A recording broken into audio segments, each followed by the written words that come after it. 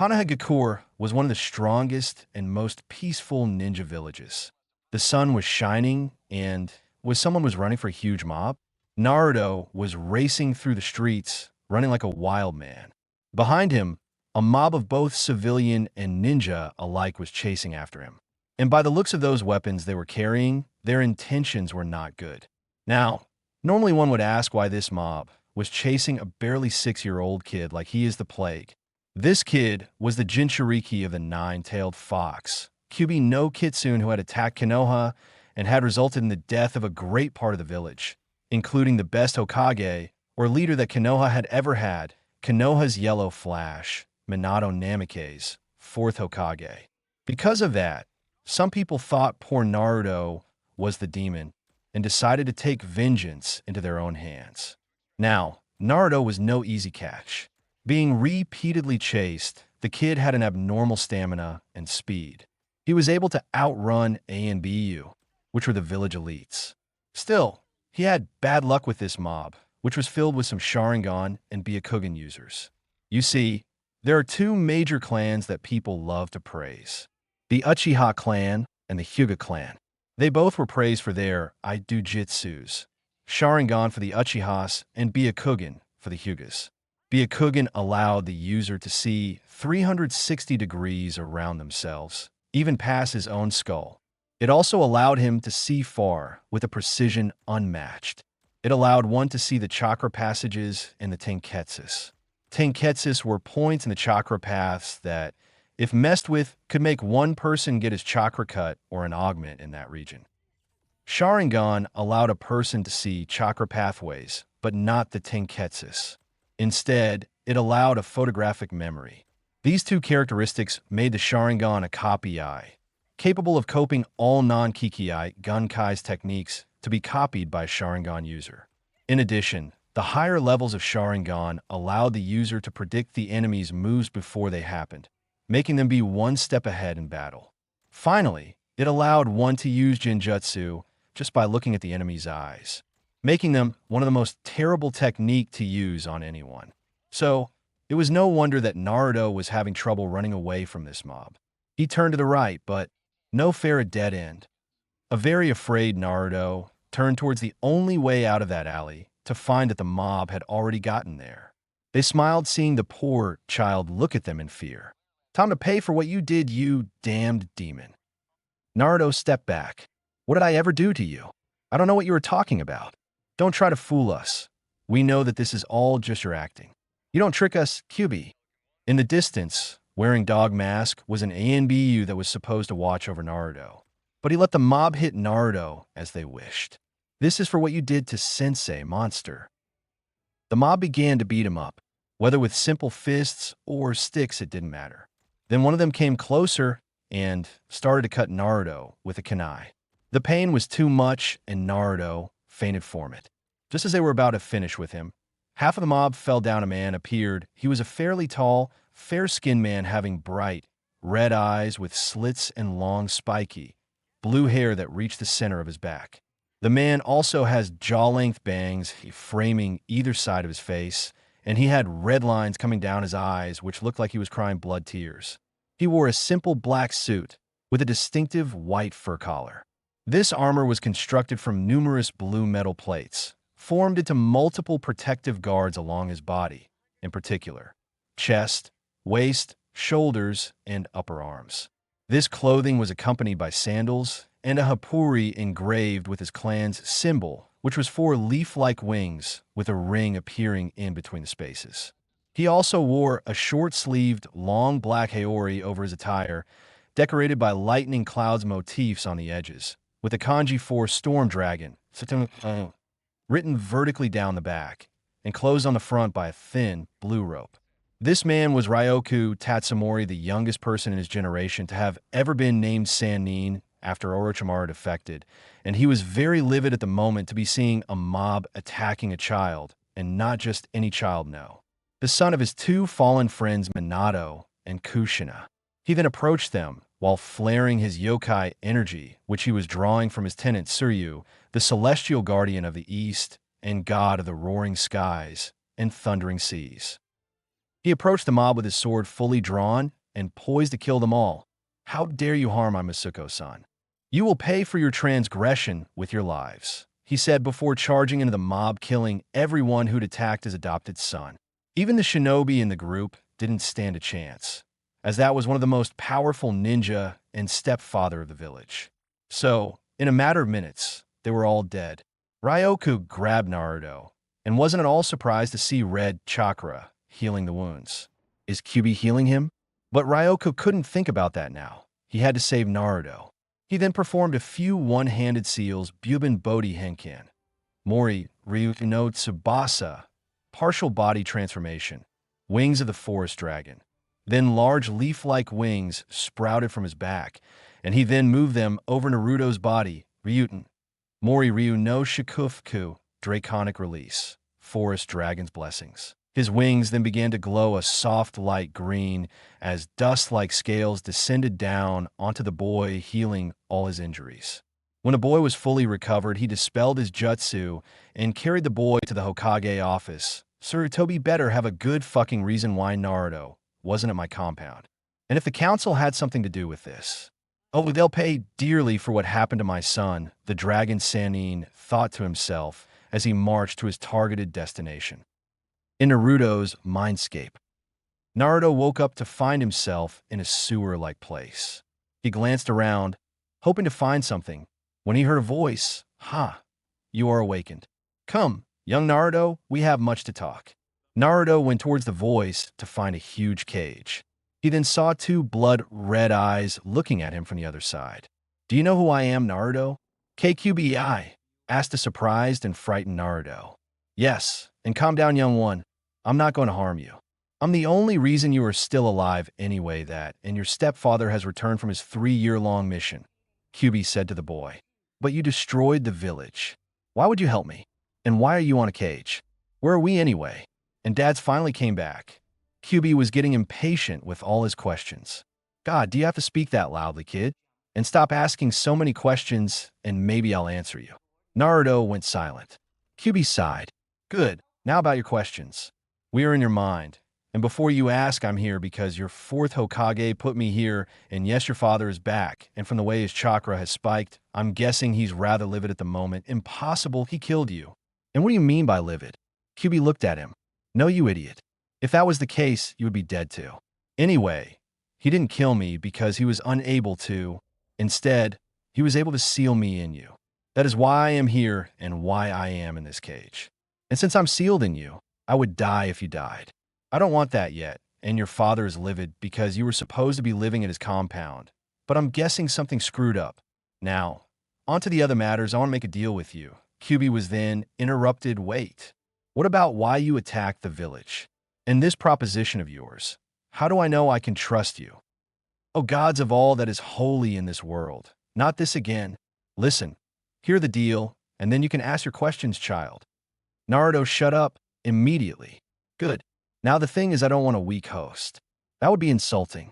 So I'm offering my teachings so you can become stronger and a summoning contract of the Fox clan. All I ask is when you are strong enough, you kill a certain someone for me as part of my revenge. Now you can ask questions."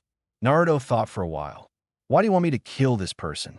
And this seems a lot for me, but little to you, don't you think?"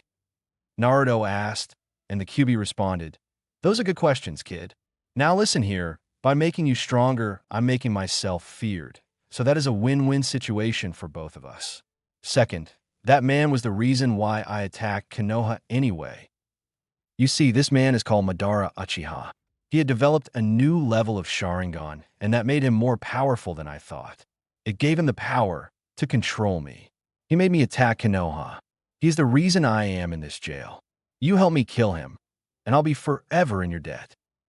Naruto thought about it and answered, "Deal, and I ultimately feel sorry for the guy that screwed me over because Tusan father is going to be very mad." Naruto said was a foxy grin. QB then spooked. "Since you are having the opportunity, I'll have you know that foxes have a more natural affinity with fire and wind, though there are some that dominate the Kitsune arts, a set of magic powers and techniques that are very deadly. Now you have to wake up because we're approaching the Hokage Tower." Kyubi said with a smirk on its face. In Ryoku's arms as he approached the Hokage office. Ryoku, while holding his adopted son, kicked the door down, startling the Hokage inside from his paperwork. Ryoku then entered with a very angered look on his face, giving the aging Hokage a look of worry. Sarutobi was about to speak when he was interrupted. Call the council meeting now. I wish to discuss a few things regarding my son as to why he wasn't living at the compound after I left for my mission 3 years ago, the Sannin said, with venom dripping off every word he said. The Hokage then looked at him. I thought he was living there upon your request, he asked the now pissed Sannin. Ryoku then retorted, then explain why I found him beaten to near death when I arrived to Konoha and got word from my dragon summonings that Naruto here has never came to the compound after I picked him up from the orphanage that kicked him out. Care to elaborate, Hokage? He asked, waiting to hear his answer. Sarutobi then, though, as to what happened after he sent the boy and a couple of Umbu to escort the boy to the Tatsumori compound when realization hit him, and he grew furious, and he was leaking killing intent ANBU. As he announced, several members of his personal Umbu appeared from the shadows. Then the female Umbu with a cat mask announced, "What is your wish, Hokage-sama?" she said, trying to ignore the Ki from her Hokage. Sarutobi then turned to his Umbu, "Gather all council members at once. We have a couple of matters I wish to address regarding Naruto and him living at the Tatsumori compound," he said with a tone of Ki that screamed, "I'm going to kill those responsible." The Umbu then vanished in a massive swirl of leaves. Sarutobi then turned to Ryoku and Naruto, who was still in his arms and now fully awake. Naruto then stirred in his father's arms as to tell him that he was awake. Ryoku, after the boy got his attention, then set Naruto down. "Naruto, I'm so sorry for being gone all this time. Tell you what, after my council meeting is over, how's about we go on a training trip?" After asking this, Naruto's eyes lit up to what his father proposed. "You really mean that too, San?" the boy said with a face that screamed kawaii. Ryoku then patted the boy's head. "Yes, Naruto-chan, and when I'm through with you, you'll be strong enough to take on the other 2 Sannin on your own." At hearing this, Naruto passed out while foaming at the mouth, causing everyone in the room, plus Kyubi and Sairyu, to burst out laughing at the boy's reaction. Ryoku then summoned a small dragon and requested it to take the boy to the compound until he returned to take the boy on the training trip. At the same time, the Hokage sent the Umbu Weasel to accompany the summoning in taking the boy to his new home, that is the Tatsumori compound. After they have gone, Ryoku and Sarutobi left to the council to confront what had transpired. Council room. As the council members began to arrive, most of them were questioning why they were summoned when there wasn't to be a meeting next week. Most of the members had their suspicion as to why they were summoned, but wanted to wait until their Hokage arrived to fill them in on the situation. However, it didn't take long for their beloved leader to appear, but when they saw the person with him, most of the civilian council started to sweat, especially Danzo. However, his reason for sweating is a tad different. Damn it, he had to show up just before I could manage to lure the boy away from Sarutobi's sight, so I can mold him into my own personal weapon, thought Danzo as he was trying to find another to acquire the Kyubi Jinchuriki. Several members of the Ninja Council both feared and respected Ryoku ever since their time in the academy, as well as they were grateful of him for helping them find their soul mates and lovers. But Fugaku Uchiha was another story. In fact, he hated Ryoku because his wife left him to be with the man after she had their youngest son Sasuke and couldn't get her back because the dragon summonings that surround the Tatsumori compound would have killed him with no hesitation. However, he kept his newborn son and quickly soon remarried another female Uchiha, but it still pissed him off that she'd gone to him. The Hokage then cleared his throat. "Ladies and gentlemen of the council, I'm sorry to have summoned you, but there's a certain I wish to address regarding Naruto Uzumaki," he said, trying to hold back his Ki. Throughout the council, the mere mention of the boy's name caused mixed feelings, but the most obvious one was malice towards the boy. Why should we discuss anything about that thing? One fat civilian council member said with hint of venom toward his last word.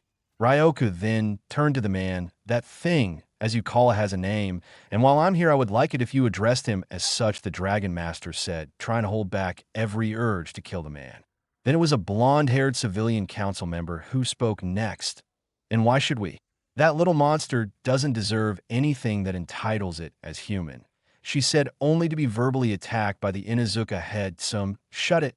"That boy is more human than most of you civilian council trash," she said, causing a majority of the civilian council to glare at her. But being an Inuzuka and a clan head, backing down wasn't an option. The other ninja council members just looked at Some with one thought going through their mind: troublesome woman. But it wasn't until the Dragon Master decided to intervene.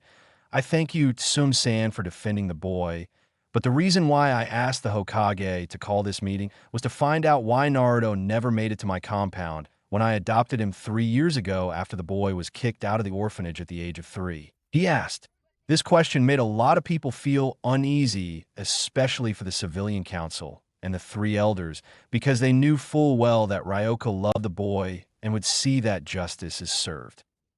Mabuki Hirno, the blonde-haired councilwoman, then spoke more like yelled, "You took that thing into your household? What were you thinking?" she asked him while he was cleaning out his ears, making sure they weren't bleeding.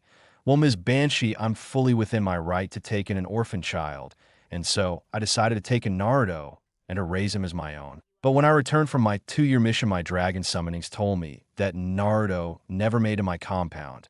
So I have a few theories as to why that happened, and one comes to mind," he said as he eyes the entire civilian council, and then the elders. "You people had something to do with that, and I don't even have to ask why, because your silence is all the answer. I need to confirm that you stopped him from having a normal life, so that you can satisfy your own selfish desires while a child no older than 6 suffers," he said as Ki started to leak out from his body, causing everyone to have trouble breathing. The Hokage tried to speak, but Ryoka stopped him. "You people make me sick. I should kill you all where you stand, but I won't, because you're not even worth the effort. But instead, I'll make you worst nightmares a reality. I'll train the boy myself and make him as strong as I was when I defeated all 3 Sannin at the age of 16". When he announced this, the entire council paled. Ryoka then turned to the Hokage. "I'll return with the boy in 8 years' time.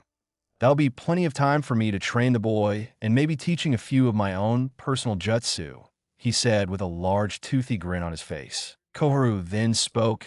"You will do no such thing as the elder and advisor of the Hokage. You will not teach that thing anything," the female advisor said with a smug look on her face. But that didn't faze the man at all. "What makes you think that you have any say in the matter regarding the boy? Because last I checked, I'm a shinobi, a clan head, a Sannin, and most importantly, the boy's father. So the day I take orders from you, or anyone from the council, will be the day when hell freezes over," he said, while his eyes changed from their usual red to a sky blue with slit pupils. Koharu then took a step back while never taking her gaze off of his cold blue eyes. Then Ryoku closed his eyes, then turned to the Sandaime. He opened his eyes, revealing then to be his normal red eyes. "With your permission, Hokage-sama, I'll be taking the boy today to begin his training," he asked the Hokage, who was just grinned and nodded. "Very well, Ryoka-san, you may take the boy and begin his training. Though you just got back, I don't think your wife will take that lightly," he said, making Fugaka see that remark. Ryoka himself then paled. "Oh fuck, I forgot to let her know that I've returned. I'll see you later, Sarutobi-san," he said as he vanished in a swirl of leaves. Sarutobi then chuckled at the way he took to that. "Ryoka, you are most definitely whipped," he thought to himself before turning to the rest of the council. Tatsumori compound. Naruto had just arrived with Weasel to the gate, the Tatsumori compound, where he was greeted by one of the gatekeepers. "I am Tatsudo, a gatekeeper to the Tatsumori clan." "State your business," the dragon said as he eyed the boy suspiciously. Then the boy said, "I'm Naruto Uzumaki. My adopted father is Ryoku Tatsumori," the boy announced to the gatekeeper. Then Weasel spoke. "I'm Weasel, and A and B you assigned to escort young Naruto here," the Umbu said to the dragon. The dragon's eyes widened at the boy's statement. "Young Uzumaki Naruto, we have been waiting for your arrival for 3 long years. Please come on, and your adopted mother would love to meet you," the dragon said as he opened the gates to the compound.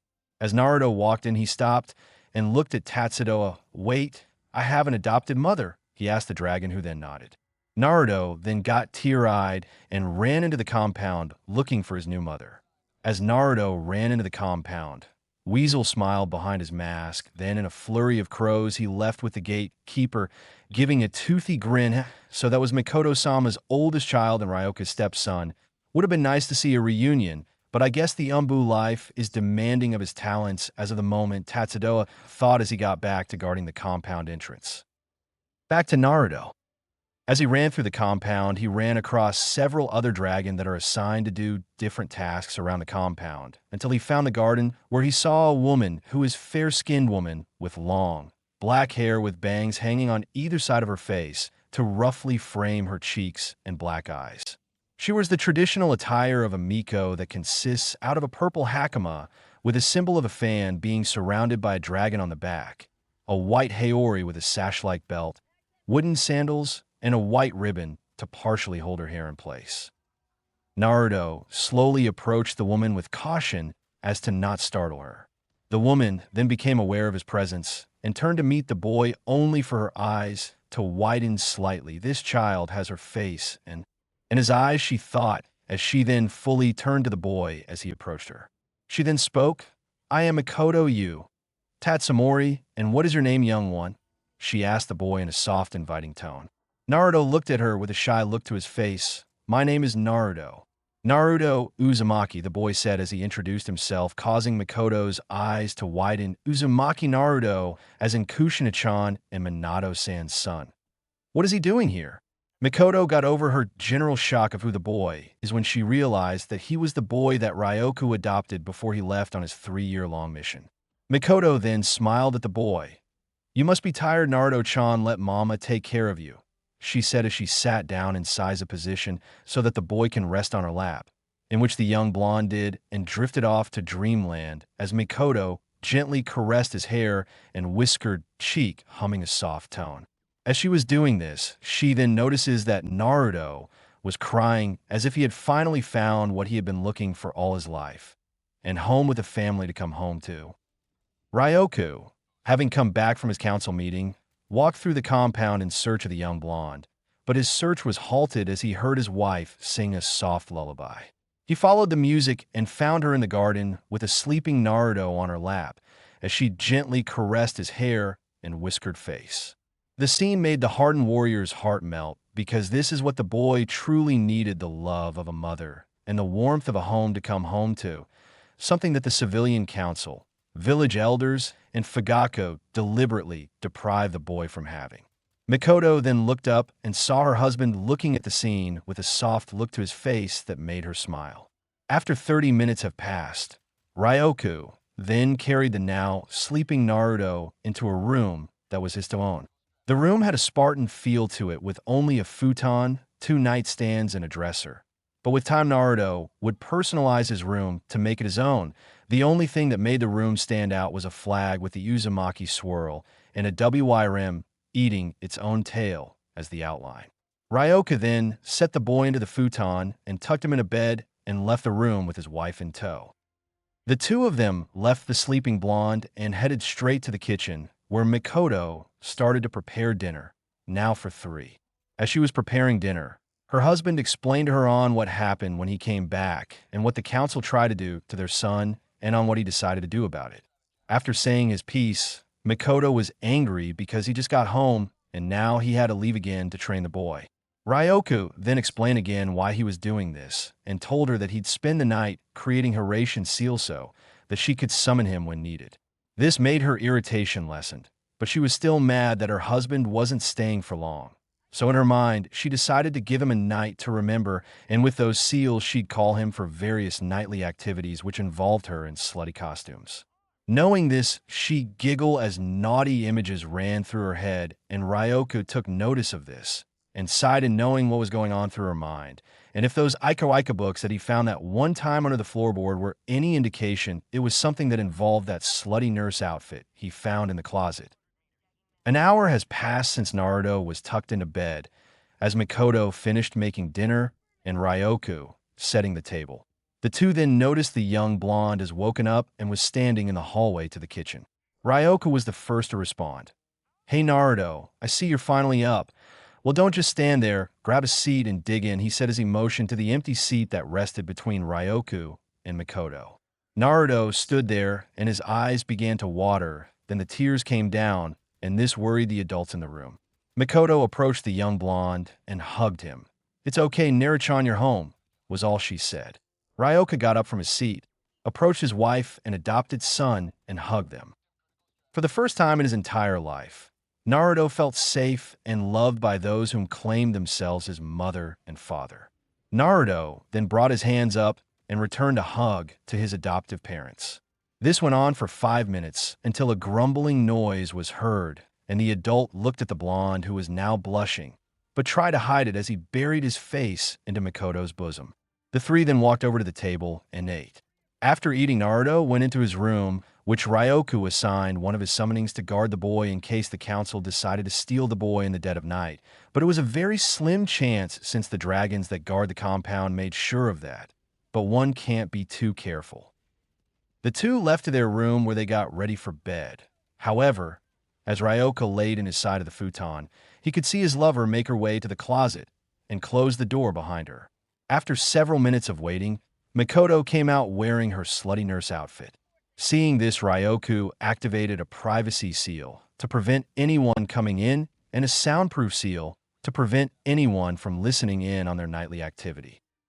Lemon. Mikoto walked over to her husband's side of the bed and asked him to stand up to begin his examination. Mikoto almost jumped when she felt Ryoka grab her butt. "Geez, Ryoku, your pulse is so erratic," the cosplaying Uchiha commented, before she reached up with a free hand and put it on Ryoka's chest. "And your heart beat? Oh my," Mikoto said in fake worry. "Is she? Oh, I can get used to this." Ryoka thought with a smirk, getting what she was doing. "My heartbeat is bad? What should I do?" he asked with fake fear. "Well, I might have to inspect your body for any other ailments," Mikoto informed in a serious tone, as she took a step back and pushed Ryoka down into the bed. "Please help me, nurse. I'll do anything," Ryoka said, as Mikoto stood over the blonette. The slutty nurse costume wearing Uchiha reached up and undid the straps that held her outfit together. "Oh, don't worry, Ryokoi. I'll do all in my power to make sure you're perfectly healthy," Mikoto replied, as she took off her costume, revealing a well-toned hourglass figure and a pair of black laced bra and panties. Ryoka was focused on her as she slowly removed her bra and panties. "What did I ever do to get such a devoted nurse?" he asked as he watched the bra and panty set fall to the floor. The dragon Sannin looked at Mikoto with lust-filled eyes. She stood there completely naked. Ryoka looked and saw her perky D-cup-sized breasts, her flat-toned stomach, long, smooth legs, everything. "What's this?" Mikoto asked in shock as she looked down at the blonette's crotch. She went to her knees and reached forward and touched Dent in Ryoku's pajama pants. "It's all hard. That's another symptom," she informed. "I think I know what you have," the pretend Mednin said. "Can you cure it?" Ryoku asked. "I think I know just the thing," Mikoto informed, as she reached forward, rubbed the dent with one hand, and unbuttoned his pants with her other hand. She leaned and closed as she pulled back the blonette's pants, before she was hit in the face by his extremely hard member. "Oh my, it's worse than I thought," she commented as she wrapped one hand around the hard member and began to stroke it. Ryoka leaned his head and moaned slightly as he felt Mikoto's soft, warm hand working him. She then leaned forward and licked the head of his member as her free hand slowly moved down her own stomach before she inserted her finger into herself. While she stimulated herself, Mikoto began to take more of Ryoku's member into her mouth. After a few seconds, she pulled her head back and slowly stood up. "It would seem I have to give you a higher dosage," she informed as she stood over the Sannin's member. Ryoku watched as his wife aimed his member upward before she lowered herself. He saw and felt as his hard member was guided into her wet neither lips. "Ah!" Mikoto sounded loudly, just as the head of his member entered her. Mikoto moaned loudly as the member continued to rub and push her insides apart. She released a scream as Ryoku's and her pelvises connected. He then raised an eyebrow when he heard Mikoto moaning to herself as he fully entered her. Yep, she's definitely a screamer. I always thought it was just for that one night, but damn, hearing those moans is making me harder, he thought. I'm grateful to have activated those seals. If not, the whole compound would be hearing this, and I don't want to scar Naruto for life when it comes to things like this. Kushina-sama, Mito-sama, I thank you for teaching me such a valuable art, he thought while thanking the Uzumaki clan for teaching him the ways of the sealing arts. I think you might need a little help, nurse, Ryoko commented. Before Mikoto could ask what that meant, she felt something hard poking her cheek. She turned and saw another brunette standing on top of bed, with his hard member out. Mikoto looked at it for a second, before she felt a hand behind her head. Come on, Nurse Mikoto. You're working so hard to cure us. You deserve something, so open that hot mouth of yours. The clone said. Ryoko moaned slightly, where he felt Mikoto get tighter and wetter. Mikoto slowly opened her mouth and stuck out her tongue. The clone put the head of his member on her tongue, before he slowly guided himself into her mouth. Mikoto released a gagging sound as the member hit the back of her throat. The clone grabbed the back of the Uchiha's head and began to thrust in and out of her mouth. Ryoko watched as his clone face fuck his wife with some hidden jealousy, before he reached forward and grabbed Mikoto's waist. He began to bounce the Uchiha up and down on his member as he slowly thrust up. The sound of loud gagging, slurping, and stifled moans echoed off the room. Mikoto allowed her arms to fall limp, as her face and throat was fucked by a Ryoko clone and her nether lips were fucked by Ryoko himself. The clone grabbed Mikoto's black hair as it began to roughly thrust into her mouth and throat. Ryoko let go of Mikoto as she bounced herself on him. While she was bouncing, Ryoko leaned forward and grabbed a hold of her D-cup-sized breasts. The brunette wrapped his lips around her left nipple and used his tongue to play with it, while he massaged her right breast with his hand. Only after a few seconds would he alternate between the two. Mikoto's moans got louder, that even with the member in her mouth, she could still be heard. Ryoko felt Mikoto's insides quiver as she began to grind against him erratically. She pulled her head back from the clone's hard member as she reared her head back and released a loud moan as she reached her orgasm. Mikoto sat there and panted heavily before her eyes went wide when she felt her husband was still hard in her. Geez, Ryokoi, this is worse than I thought, she informed as she slowly pulled herself off of his member. I guess I have to administer the ultimate cure, she stated as she crawled to the foot of the futon and raised her ass into the air. Ryoko then got up on his knees and crawled towards her as he held his member. Mikoto reached back with one hand and spread her ass cheeks as she distanced her legs apart. Ryoko looked down and saw her butthole clench and unclench before he brought the head of his member up to it. Since his member was drenched in her juices and saliva, he thought it would be fine. Mikoto dug her nails into the futon as Ryoko's head pushed itself into her butt. The Uchiha closed her eyes and gritted her teeth as Ryoko pushed himself deeper. Mikoto opened her eyes and saw a clone in front of her, with his hard member coated in her saliva, as another clone appeared underneath her, penetrating her already wet pussy. Mikoto knew what to do before she opened her mouth and relaxed. Just as she did that, the clone thrust his hard member into her mouth and throat, to finish as the other clone began to thrust into her pussy. When the Dragon Sannin saw his clone's throat fucking and vaginal fucking Mikoto, he reached down to his wife's waist and in one moment thrust his entire member into her anal cavity. Mikoto released a pain-filled scream, but it was cut off by the members down her throat and deep in her pussy. Mikoto's eyes rolled to the back of her head as she was fucked in tandem, with her throat, her pussy, and ass fucked roughly, and she loved every second of it. The lewd sounds got louder and louder, before the clone held Mikoto's head still as he thrust himself into her throat. Mikoto's nose hit the clone's pelvis, before her face slowly began to turn red. The clones released a sigh of relief as she felt warm seed shoot down her throat and in her pussy before the clones vanished. Mikoto panted and coughed before she started moaning loudly again. Ryoku began to thrust into Makoto's ass with more vigor as he felt himself approaching. "And Makoto, I'm coming," he said. "Ah, ah, ah, don't stop," she loudly moaned. Ryoku pulled back slightly and grabbed onto one of Makoto's legs before he flipped her over on her back. Makoto's back rested on the bed as she watched Ryoku thrust into her. The brunette thrust roughly and quickly into Makoto. The two released loud moans as Ryoku came inside of Makoto. The Uchiha leaned her head back and released a sigh as she felt warm liquid shoot into her lower bowels. In lemon, Ryoka then pulled out of her and looked at his handiwork.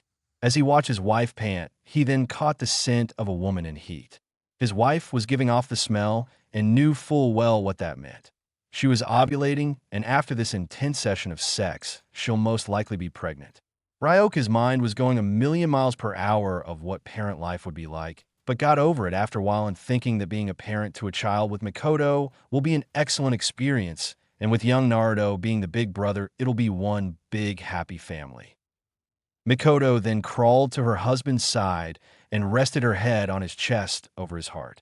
She snuggled closer to fully embrace the man that took her in when she was kicked out of her clan by her ex-husband, when she spoke out just weeks after giving birth to Sasuke, who unfortunately was already in the clutches of Fugaku and was already molding him into the prefect Mimimi, and where he failed with Itachi Uchiha, he succeeded with the young Uchiha heir. Ryoku then snaked his left arm around her shoulders and brought her closer. He then placed his right hand over where her womb is located and gently caressed it. "I know today was a non-safe day, Mikoto-chan. You were reeking of pheromones, as if you were a Rathian, monster hunter monster, and in this fan fiction a summoning." In heat, he said, getting a blush out of Mikoto trying, but failing to hide her embarrassment. Ryoka then sighed and kissed her forehead. "I do look forward to what it'll be," he said with a smile on his face, and Mikoto looking up in shock. To her, hearing her husband that he looked forward to being a father was both surprising and joyous. Tears formed in her eyes, and she kissed him on the lips. She then broke away and rested her head on the crook of his neck. "And I look forward to mothering our child, dear husband," was all she said before drifting off to dreamland with Ryoku, following her example. The next day, both Ryoku and Naruto were standing in front of the main gate before departing on their 8-year-long training trips throughout the elemental nations. Makoto and Sarutobi Hijiran were there to see them off and to say their goodbyes. Sarutobi then pulled Ryoku away for a minute, wishing to have a word with the Tatsumori clan head, in which Makoto agreed as she hugged and kissed her adopted son, wishing him good luck on his trip with his father, something Naruto looked forward to. With Ryoku and Sarutobi ****. Both Ryoku and Sarutobi stopped when they were out of hearing range of the two. When they stopped, "So, any reason why you decided to pull me away from my family, Hokage-sama?" the Tatsumori clan head asked. The aging Hokage took a deep breath. "Ryoku, you know that I'm getting too old for this position and that I want to retire and spend my twilight years with my family before joining with my ancestors," he said, getting Ryoku's attention. Then, the Hokage continued, "So that is why I've finally decided on a successor," he said, which really got Ryoku's attention. "Okay, Hokage-sama. So who's the poor? Luck bastard?" he said, quickly correcting himself. Sarutobi then smiled an evil smile which made Ryoku nervous. "I choose you, Ryoku Tatsumori, as my successor, and before you deny the title, the daimyo himself made you my successor upon your return in 8 years from now, so no worming your way out of this one," he said while chuckling at the face of dread of having the title of Hokage when he returns to Konoha, and with the daimyo making the pick himself, there was no way he could say no. Swallowing his bile and steadied his nerves, he managed to not only calm himself down, but also managed to stop himself from killing the old man outright. "Very well, Sarutobi, I'll take the title of Hokage, but know this, and know this well, Hokage-sama. Once I take the title, there will be major changes starting with the civilian council and the elders who've stayed in power for far too long," he stated, getting a nod from the current Hokage. Ryoku then turned and left Sarutobi to his thoughts of finally passing on the mantle to someone else and to be finally rid of having to do paperwork. Back to family. Upon his return, Ryoku explained to his family of how, when he returns to Konoha, that he'll be named Godame Hokage of Kanehagakure no Sato. This news got different reactions, all from Naruto and irritation from Mikoto, both of which were completely understandable. So he told his wife to abuse the Hiraishin seals whenever she could so that they could have their alone time, something that Mikoto looked forward to doing. Mikoto then kissed her husband and son one last time, before the two turned and left the village, never to return until their time was up, and by then the two will turn the village of Konoha onto its head, something Ryoku and Naruto looked forward to do. Chapter 2 Part 1. The Return. 8 years later. It had been 8 years since the departure of the Dragon Sannin and his protege, the Kyuubi Jinchuriki. Within those 8 years, the citizens of Konoha dreaded the day they would return. However, the same couldn't be said for the Sandaime Hokage, who in fact looked forward to their return, especially for Ryoku. To return for Sarutobi had chosen him to take his place as the Godame Hokage upon his return. Something that Hiruzen Sarutobi was looking forward to, because he can now finally retire and not have to do paperwork ever again. Finally, finishing with the last stack of paperwork, the old man opened his drawer, took out his pipe, stuffed some of his favorite tobacco, then lighted the tobacco in his pipe, and took a puff. He then pulled out an all too familiar orange book and gave a perverted giggle. "Hitomi, you naughty girl," he said as his secretary walked in with a new stack of paper for him to sign. Upon seeing this, he dropped his book and his pipe fell from his mouth. When a stack of paper was plopped onto his desk, the aging warrior finally snapped, random style, flipped the table in Ojutsu. He yelled in a fit of rage as he literally flipped his own desk, causing all the both signed and unsigned documents to land all over the room. This scene caused the 4 hidden Umbu to sweat drop, the secretary to look at the Hokage with an embarrassed look, and the Sandaime to look at the room and cry anime tears, "Please, Ryoku, come back so that I may retire in peace," the old warrior yelled as he pleaded for his successor to return. Meanwhile, several miles from the village gates, a hooded figure sneezed, catching the attention of the other 3 hooded figures. "Is something the matter, sensei?" the white hooded figure asked, getting a concerned look from the yellow and orange hooded figures. The blue hooded figure looked at the other 3. "I'm fine, Fuchan. I believe the old monkey of Konoha is cursing me for leaving for so long. I can easily imagine the amount of paperwork he's had to do for the past 8 years. The absolute moment I stepped out of Konoha," the blue hooded figure said as he removed his hood, revealing his face. Ryoku's face showed every little change, only that he developed cresses similar to Itachi, and his hair had grown out, now reaching his lower back, and his bangs are now at shoulder length. He then turned to his students. "I believe it's time to reveal ourselves to the people of Konoha, Naruto, Gaara, and Fu," he said as they removed their hoods, revealing their faces to their sensei. The first was a boy about 13 years old. He had messy red hair, teal eyes that were surrounded by black rings, signifying the lack of sleep. Over his left eye was the kanji for love etched into his forehead, and on his back was a gourd that appeared to be made of sand. The second was a girl who appeared to be 15 years of age. She has short mossy green hair and orange eyes. She has a dark tan complexion to her skin. She carries a long white cylindrical tube on her back. The final was a boy exactly 14 years old. He had spiky blonde hair with red streaks at the tips and had jaw-length bangs framing either side of his face. The blonde had a sapphire eye, while the other eye was covered by a black eye patch. He also has 6 whisker marks on his face, 3 on each side. On his back, he carried a large sword that was wrapped in white bandages and a yellow hilt that led to a tiny skull. These 3 were Gaara no Sabaku, Fu Nanabai, and Naruto Uzumaki Namikaze, the official students of the Dragon Sannin, Ryoku Tatsumori, and the soon-to-be Neo Sannin of Kanehagakure no Sato. Chapter 2 Part 2. The Return. Kotetsu Hagane and Izumo Kamizuki, 2 chunin of Konoha, were charged with gate duty. Again, the 2 were playing a game of shogi while drinking tea and eating dango. Kotetsu yawned, catching Izumo's attention away from the board. Izumo-san explained to me how we got gate duty again. He asked his friend as he picked up a dango stick and ate it. Izumo then sighed and looked at Kotetsu. I think it may have something to do with nothing ever happening here and all the other assignments on a first-come, first-served basis. So everything got picked except for this, he said as he turned his attention back to the game as he studied his next move. Kotetsu looked off into the distance, wishing that something would happen, and Kami, being the ever-loving deity that she was, decided to grant him his wish. Kotetsu looked off through the open gate and noticed 4 figures heading this way. He nudged his friend, getting his attention and pointing him to the group that just passed the gates.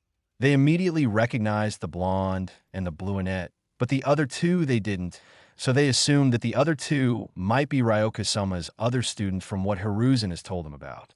Kotetsu grinned. Well, I guess that things are finally going to pick up around here, he asked, getting a nod from Izumo, agreeing with his friend wholeheartedly.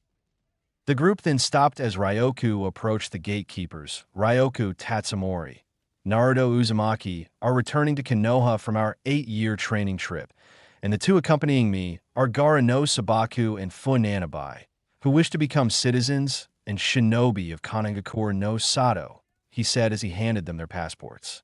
The 2 Chunin then examined their identification and approved, as well as checking the manifest for their names. I see the names here in your IDs. Check out Welcome Back, Ryoka-sama, Izumo said as he handed back their passports. This got a grin out of the Tatsumori clan head who then pulled out a small scroll. It's good to be back, Hagane-san, Kimizuki-san. Here, take this for your trouble, he said as he handed them the scroll. Those are treats from Suki no Kuni, Moon Country, so enjoy the moon pies, as the duo thanked him for the exotic treats. Ryoku returned to his students. All right, I want you 3 to head for my compound. I'll go to the Hokage Tower to let Sarutobi know of our return and to register you 3 into the academy so that you can graduate and become much closer to your goal, he said as he disappeared in a swirl of blue lightning. Naruto then turned to Gaara and Fu, who then nodded, then shunshined on swirls of sand, beetles, and blue flames. Hokage Tower. After having to clean up his mess, Hiruzen was once again doing paperwork when he heard a knock at his door. Come in, was all he said, giving permission to whoever it was knocking to enter. The door opened, revealing Ryoku, still wearing his cloak. Sarutobi-san, it's good to see you again, he said with a cheery tone. The aged Hokage then put down his pen. Ryoku-san, welcome back. I take it that the training trip with Naruto and the other 2 you'd mentioned in your report a few years back as born fruits, he asked his soon-to-be successor, who then proceeded to pull out a black book and handed it to Hiruzen. Turn to pages 135, 46, and 58. I'm sure that the results in that bingo book could speak volume of how successful my training trip with my 3 students was, he said with overwhelming confidence. Sarutobi didn't waste any time and proceeded to turn to the pages Ryoka mentioned, and surely enough he wasn't disappointed, but was shocked at what he had read. Bingo book entry number 1. Full name, Ryoku Tatsumori. Aliases / nicknames, Dragon Emperor, Dragon Sannin, and Storm Dragon of Konoha. Age, 300 years old, appears to be in his 30s. Birthday, April 30th. Gender, male. Rank, Sannin. Village of origin, Kanagakure no Sato. Status, clan head. Elements, lightning, water, and wind subelement, ice, storm, plasma. Clan, Tatsumori clan. Clan bloodline, dragon release, Ryuten, Tai. Hikage, on par with Might Dai. Nin, Hikage Jin. Low Jonin can detect and break hypering Jinjutsu Kin. Hikage, on par with Kushina in her prime and the 7 Swordsmen of the Mist. Fuin, Low Kage, on par with an Uzumaki seal expert. Irio, Low Kage's son.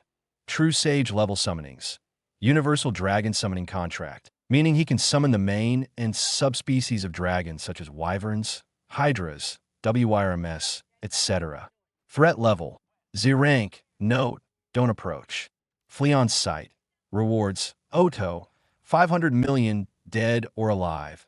IWA, 100 million, alive, slash 0, dead, Suna, 350 million, dead or alive. Bingo book entry number 35. Full name, Naruto Uzumaki Namikaze Tatsumori. Aliases slash nicknames. The second coming of the Yellow Flash slash Fox Mage. Age, 14. Birthday, October 10th. Gender, male. Honk, En-wa. Village of origin, Kanahagakure no Sato. Status, clan head. Elements, all element subelement, S all subelements. Clan, Uzumaki and Namikaze. Clan bloodline, Chakra chains and Rinnegan Tai. Kage on par with Might Guy. Nin, Haikage Jin. Jonin can detect and break Hyperang Jinjutsu Kin. Haikage on par with Kushina in her prime and the Seven Swordsmen of the Mist. Fuin, Haikage on par with an Uzumaki Seal Master. Irio, Jonin's son. True Sage level summonings. Fox slash Kitsune threat level. High A rank slash low S rank. Note. Approach with extreme caution. Rewards. Oto. 100 million dead or alive. IWA. 50 million alive slash 0 dead. Bingo book entry number 46. Full name, Gara no Sabaku. Aliases slash nicknames. Demon of the Sand slash Tanuki Thief. Age, 13. Birthday, January 19th. Gender, male. Honk, En-wa. Village of origin, Sunagakure no Sato former. Status, not applicable. Elements, wind, earth and lightning subelement. S magnetism, sand, and blast slash explosion. Clan, En-wa. Clan bloodline, not applicable Tai. Low Jonin, Low Kage Jin. Low Jonin can detect and break Hyperang Jinjutsu. Kin, Kage Fuin. Jonin Irio, Jonin's son. True Sage level summonings. Tanuki threat level. High A rank. Note. Approach with extreme caution if sand and area run. Rewards. Suna. 100 million alive slash 0 dead. IWA. 50 million alive slash 0 dead. Bingo book entry number 58. Full name. Fu. Aliases slash nicknames. Beetle Queen slash Beetle Knight. Age, 15. Birthday, August 8th. Gender, female. Honk, En-wa. Village of origin, Takigakure no Sato, former. Status, not applicable. Elements, wind, earth and water subelement, S not applicable. Clan, En-wa. Clan bloodline, not applicable Tai. Low Jonin. High Jonin Jin. High Chunin can detect and break low Barang Jinjutsu Kin. High Jonin Fuin. High Chunin Irio. High Jonin's son. True Sage level summonings. Beetle summoning contract threat level. High A rank. Note. Approach with extreme caution. If beetles in area run. Rewards. Taki. 100 million alive slash 0 dead. IWA. 50 million alive slash 0 dead.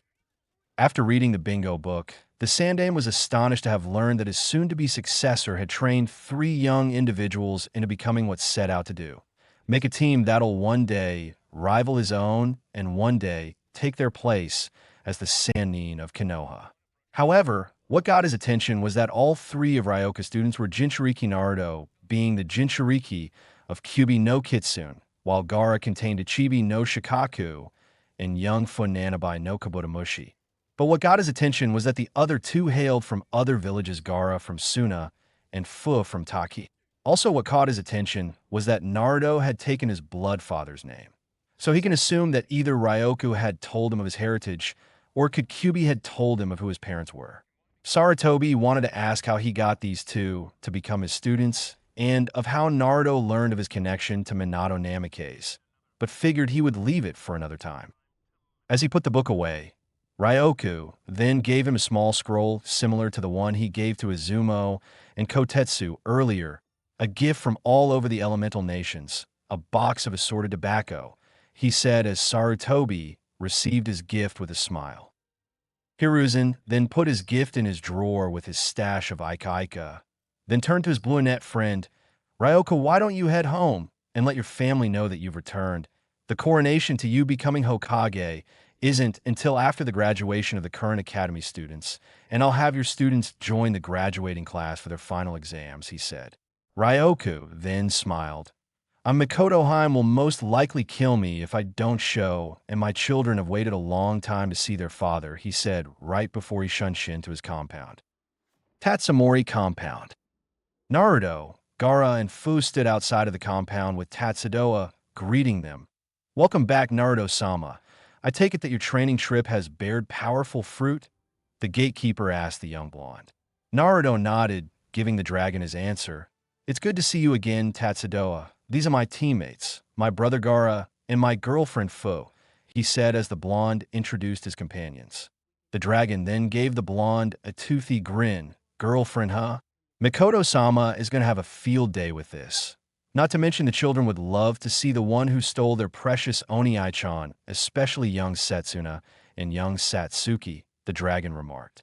At this, Naruto blushed as he remembered when he came to visit with Ryoku via Hiraition to celebrate her children's 7th birthday. Both Setsuna and Satsuki, and twin daughters of Ryoku and Mikoto, developed a crush on their older brother, something that both Ryoku and Mikoto found cute. Gaara and Fu then tease him on a situation involving his sisters. Then the group notices a mob of civilians approaching their direction. This confused the group and irritated the gatekeeper. Naruto-sama, take your friends inside, the dragon said in a serious tone.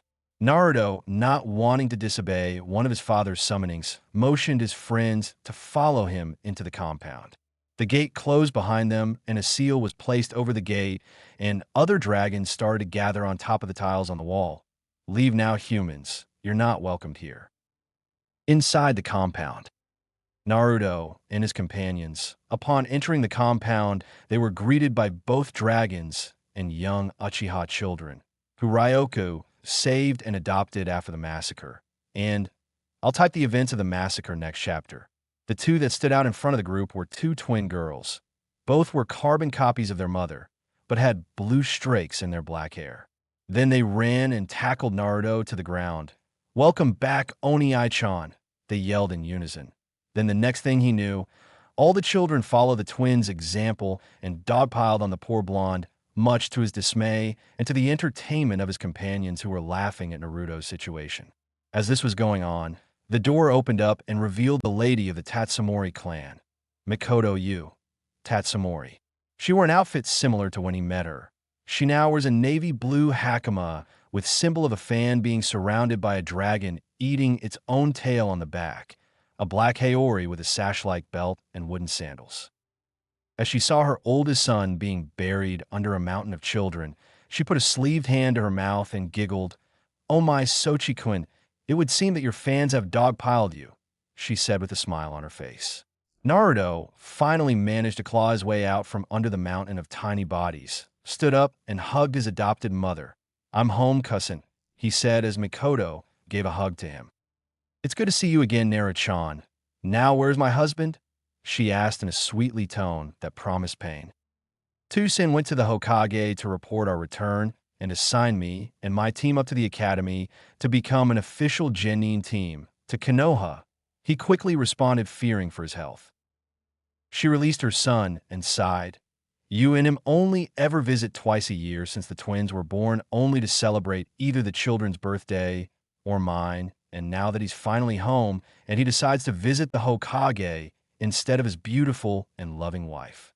I swear his priorities are completely messed up, she said as she released her killing intent, and the image of a Hanya mask with 4 red eyes appeared behind her. At the sight of this, everyone, even the dragons, were against the wall, shivering in fear as the eyes of the Hanya mask started to glow and black smoke sipped out of its partially open mouth, revealing its teeth. Naruto, asked Gaara. Yeah, the frightened blonde responded. Your mom is scary, he said, getting a nod for his Jinchuriki brother. Meanwhile, outside the compound, Ryoka was standing outside the compound looking at the unconscious bodies of various civilians, shinobi, and the remains of Umbu with blank masks with the kanji for on the masks, which made the Tatsumori's expression scowl further. He always knew that Danzo has been trying to get his people to sneak into his compound to steal his clan's secrets, and now the Uchiha children that he saved during the massacre. His children.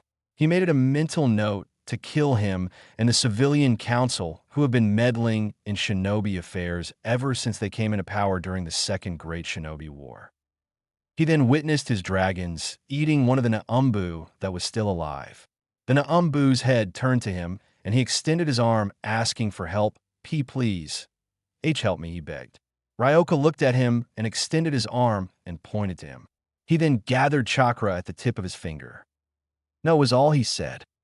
He then shot the ball, and it went through the Naumbu's head, killing him. The dragons then pounced at the now dead Naumbu and began eating him. Ryoku then passed by the carnage and opened the doors to his compound and walked in only to see his wife releasing her killing intent and his kids plus summonings against the wall cowering in fear. He chuckled a bit and closed the doors to conceal the carnage from the eyes of the children. Karasaheim, I'm home, he said, announcing his presences to his wife, who then turned her attention to him. Her attitude did a complete 180 as her Hanya mask disappeared, and she tackled him and embraced him in a hug. He then pulled in closer and kissed her in the lips. At this, Naruto summoned a bunch of clones and covered the eyes of all the children, much to their dismay and to his relief that his siblings won't be scarred for life. When Mikoto pulled away, she looked at her husband with a loving look. Welcome back, Ryoka-koi, she said as she laid her head against his chest. It's so nice to be in your embrace again, she said in a dreamily tone. And it is wonderful to feel you in my arms again, Mikoto-heim, she said in a low, husky tone. The two were so deeply in love, but was interrupted by a cough. The couple then turned to where the cough came from and saw multiple Narutos covering the eyes and ears of the children. The multiple Narutos, along with the original Naruto, Gaara, and Fu blushing up a storm for their public display of affection. San, Ka-san, not to be a killjoy, but can you please keep it PG in front of the children? Naruto said while Gaara and Fu nodded as to agree with their blonde teammate. Both Ryoku and Mikoto were blushing and realizing what they were doing, and in front of young children no less. The two separated and quickly fixed themselves as Naruto dispelled his clones. Ryoku was the first to respond as he cleared his throat. Well, it's been a hectic day, so I suggest that you three get accommodated with the room that were previously set up for you during your stay in my compound. Because knowing each of you after the Chunin exams, y'all may leave to find your own place, or in Naruto's case, inherit his family's estate, or stay. He said, getting a positive response for his three students who then went to their own rooms, or in the case of Naruto, and Fu decided to move in together.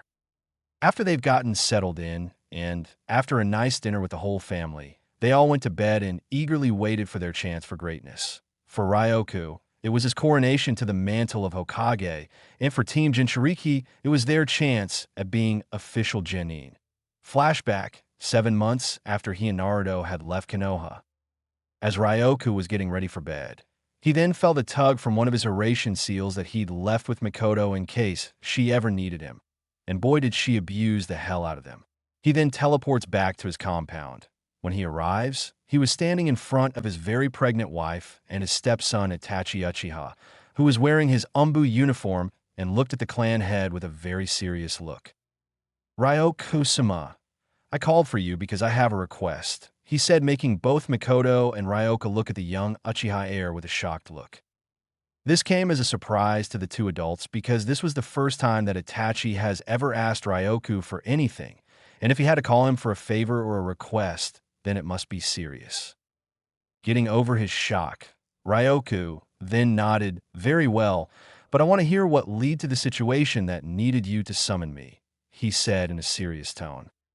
Itachi agreed, had told him everything from the plan of a coup to the Hokage, trying to negotiate with Fugaku to avoid any bloodshed. As he explained the situation, Itachi watched their reaction, and they were as he predicted. Ryoku was furious that Fugaku would go so far as to stage a coup to basically stroke his own pride and ego, and Makoto was angry as well as disappointed that her ex-husband would be so arrogant as to think of such a thing. Itachi then took a deep breath and got to his request. Ryoku-sama, my request is for you to save all the children and unborn from what I've been assigned to do. When he said this, he got their attention. Makoto then spoke, and what would that be? She asked, fearing the answer. Itachi then looked at them dead in the eyes. I've been assigned to kill the entire Uchiha clan. When he said this, Ryoku and Makoto were shocked. Makoto then started to cry, and Ryoku then comforted her. Itachi, are you sure that there's no other way? Ryoku asked, trying to find a way around the order. Unfortunately, the Uchiha heir slowly shook his head. This is why I'm asking you to save the children and unborn. They're innocent in all this, but leave Sasuke alone, for I have plans for him. By making him the martyr for the clan, he said, making the two look at him in shock again. Ryoku then spoke. Itachi, do you know what that means? You'd be labeled a missing Nin and Sasuke an avenger. He said as Makoto cried, and knowing that her oldest child will live a life on the run, while her youngest would be an avenger with his sole purpose in life would be to kill Itachi out of revenge. Itachi then gave a sad smile. I'm afraid I have no choice, he said as he shed a single tear in knowing what he had to do in order to protect Konoha and his little brother. Ryoku then approached Itachi and did something that the soon-to-be former Umbu captain never expected from his stepfather. Ryoku pulled him into a hug. No matter what happens, no matter what you'll become because of this, just remember that you'll always have a place here with me. Your mother and the soon-to-be-born children, he said as he looked toward the smiling Makoto, who still had tears in her eyes. Itachi shed more tears. Thank you, Ryoku-say. No stepfather, mother. We don't have much time before Sasuke gets back from his training. We must make haste, he said, making Ryoku nod his head in agreement with his stepson.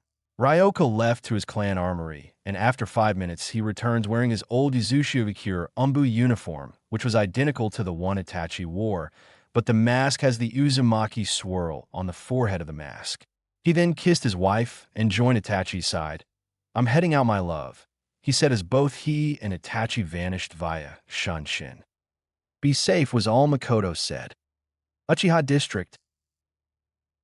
Both Ryoku and Itachi appeared in the middle of the Uchiha district with only the light of the moon shining down upon them.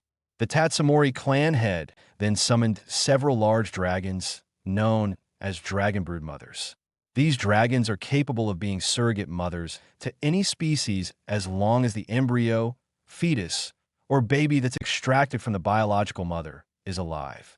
Ryoku then ordered them to kill all the pregnant mothers and extract their unborn children from their wombs, while he kidnapped the children who were 5 years or younger, and Itachi killed the rest. 30 minutes later, Ryoku reappeared in the center of the district with a sealing scroll attached to his hip, containing all the children he could find, and the brood mothers appeared with swollen wombs filled with unborn children. They disappeared in a cloud of smoke. He then heard the screams of Sasuke Uchiha, who was running out of the main house yelling, "Don't kill me," and Itachi appeared in front of him and knocked him out. Ryoku then summoned several pixie dragons and ordered them to take the Sharingan of all the Uchiha that were killed because he knew that even dead, an Uchiha's eyes, if transplanted, can be a powerful tool for anyone. And foreshadowing. Ryoku then approached his stepson, who was crying for having to stain his hands in the blood of his kin. He then explained to Itachi that his part in this was complete and that the children and the unborn were safe, and to take extra precaution, he had sent his pixie dragons to collect the Sharingan from every fallen Uchiha. Something that Itachi agreed to, knowing that those eyes will be kept away from those who wanted them for their own gain. Both Ryoku and Itachi knew that they didn't have much time before the Umbu appeared on the scene, so they said their goodbyes and left. All the dragons returned to their master with Sharingan eyes in their claws, showing that they've completed their task. They dispelled themselves, thus returning to the summoning realm, and he too himself vanished via Shunshin. End of FLASHBSK Chapter 3. Graduation, Coronation, and Sensei Assigned. Part 1. It's morning in Konoha. The sun was shining in the blue skies above. The birds were singing as they flew over the village, and everyone was getting ready to start the day, especially for the young academy students, since today was their final exam to become genin of Kanegakure no Sato.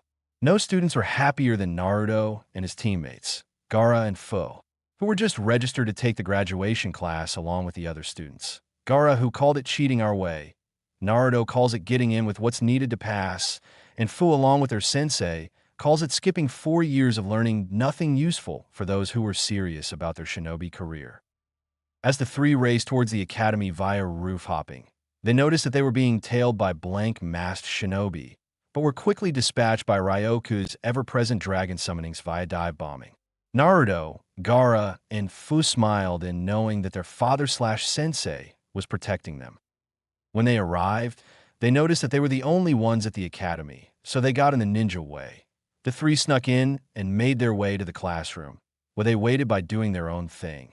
Gaara was reading a book called The Art of War. Fu was doing maintenance on her hidden blades to ensure that they're in working condition, and Naruto was meditating and talking to his inner demons.